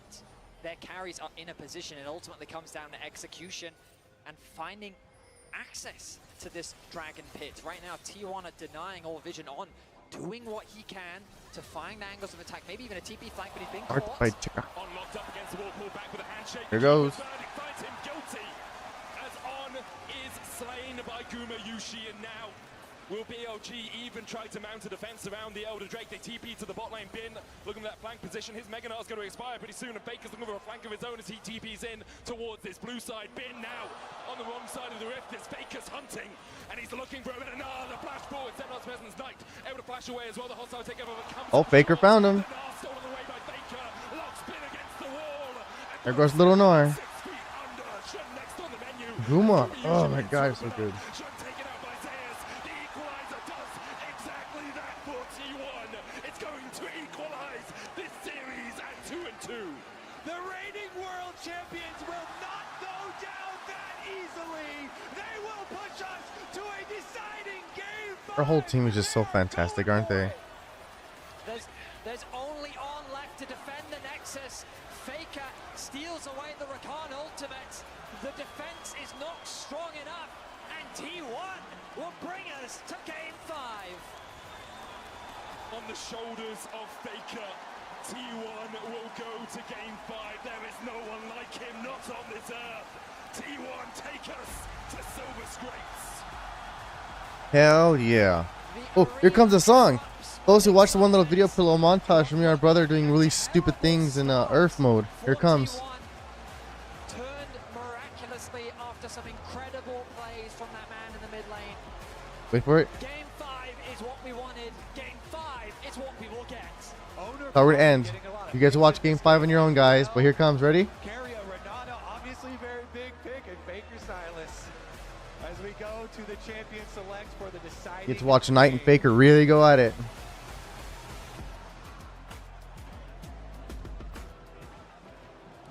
You thought it was bad now. You don't even know idea how crazy they get. Here comes the song.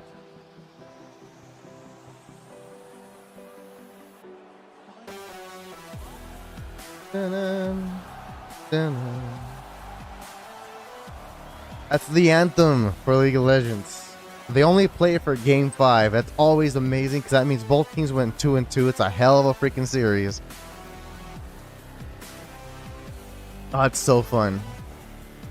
The only reason why I got stuck on League for so many years, damn it. Dun-dun. Alright. Well then, what a hell of a way for me then for me to end. I'm happy, and that's like perfect timing so I have to get going, so y'all don't get to get spoiled with game 5. You have to actually watch it. And the glory of just how freaking intense these guys are. You watch them both just kind of stomp the crap out of each other first 2 games or their games each. The next one becomes an absolute slugfest, and it's amazing to watch because everybody's on some of the really great champions. I'm not gonna spoil too much. Just watch it. You'll love it. Let me know if you watch it. Let me know you see who wins. What you guys think the best play is. And who would you pick for MVP? I'm happy calling it here for this. I'm happy. Actually, this is fun. I'm glad I watched it with all y'all. Hope y'all liked watching it with me. I hope to catch you all soon next time. Hopefully tonight doing some more spooky games thing. I had a bunch of updates. I'll see if I can get a brother help join them with me. But until then, fellow AstroNyauts and Wanderers, I wish you guys a good night. And in recognition of us chilling together, watching our wonderful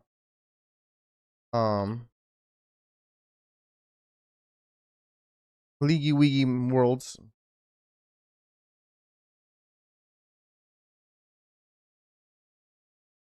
Going to game 5. Can I please go to regular fucking...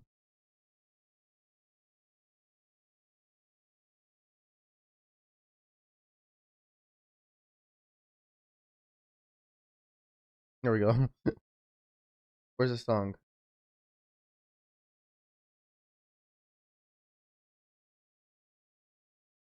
There it is. So in honor of it, so you guys can be reminded by me to go watch it. Hope you have a wonderful night. Take care of yourselves, and guess what?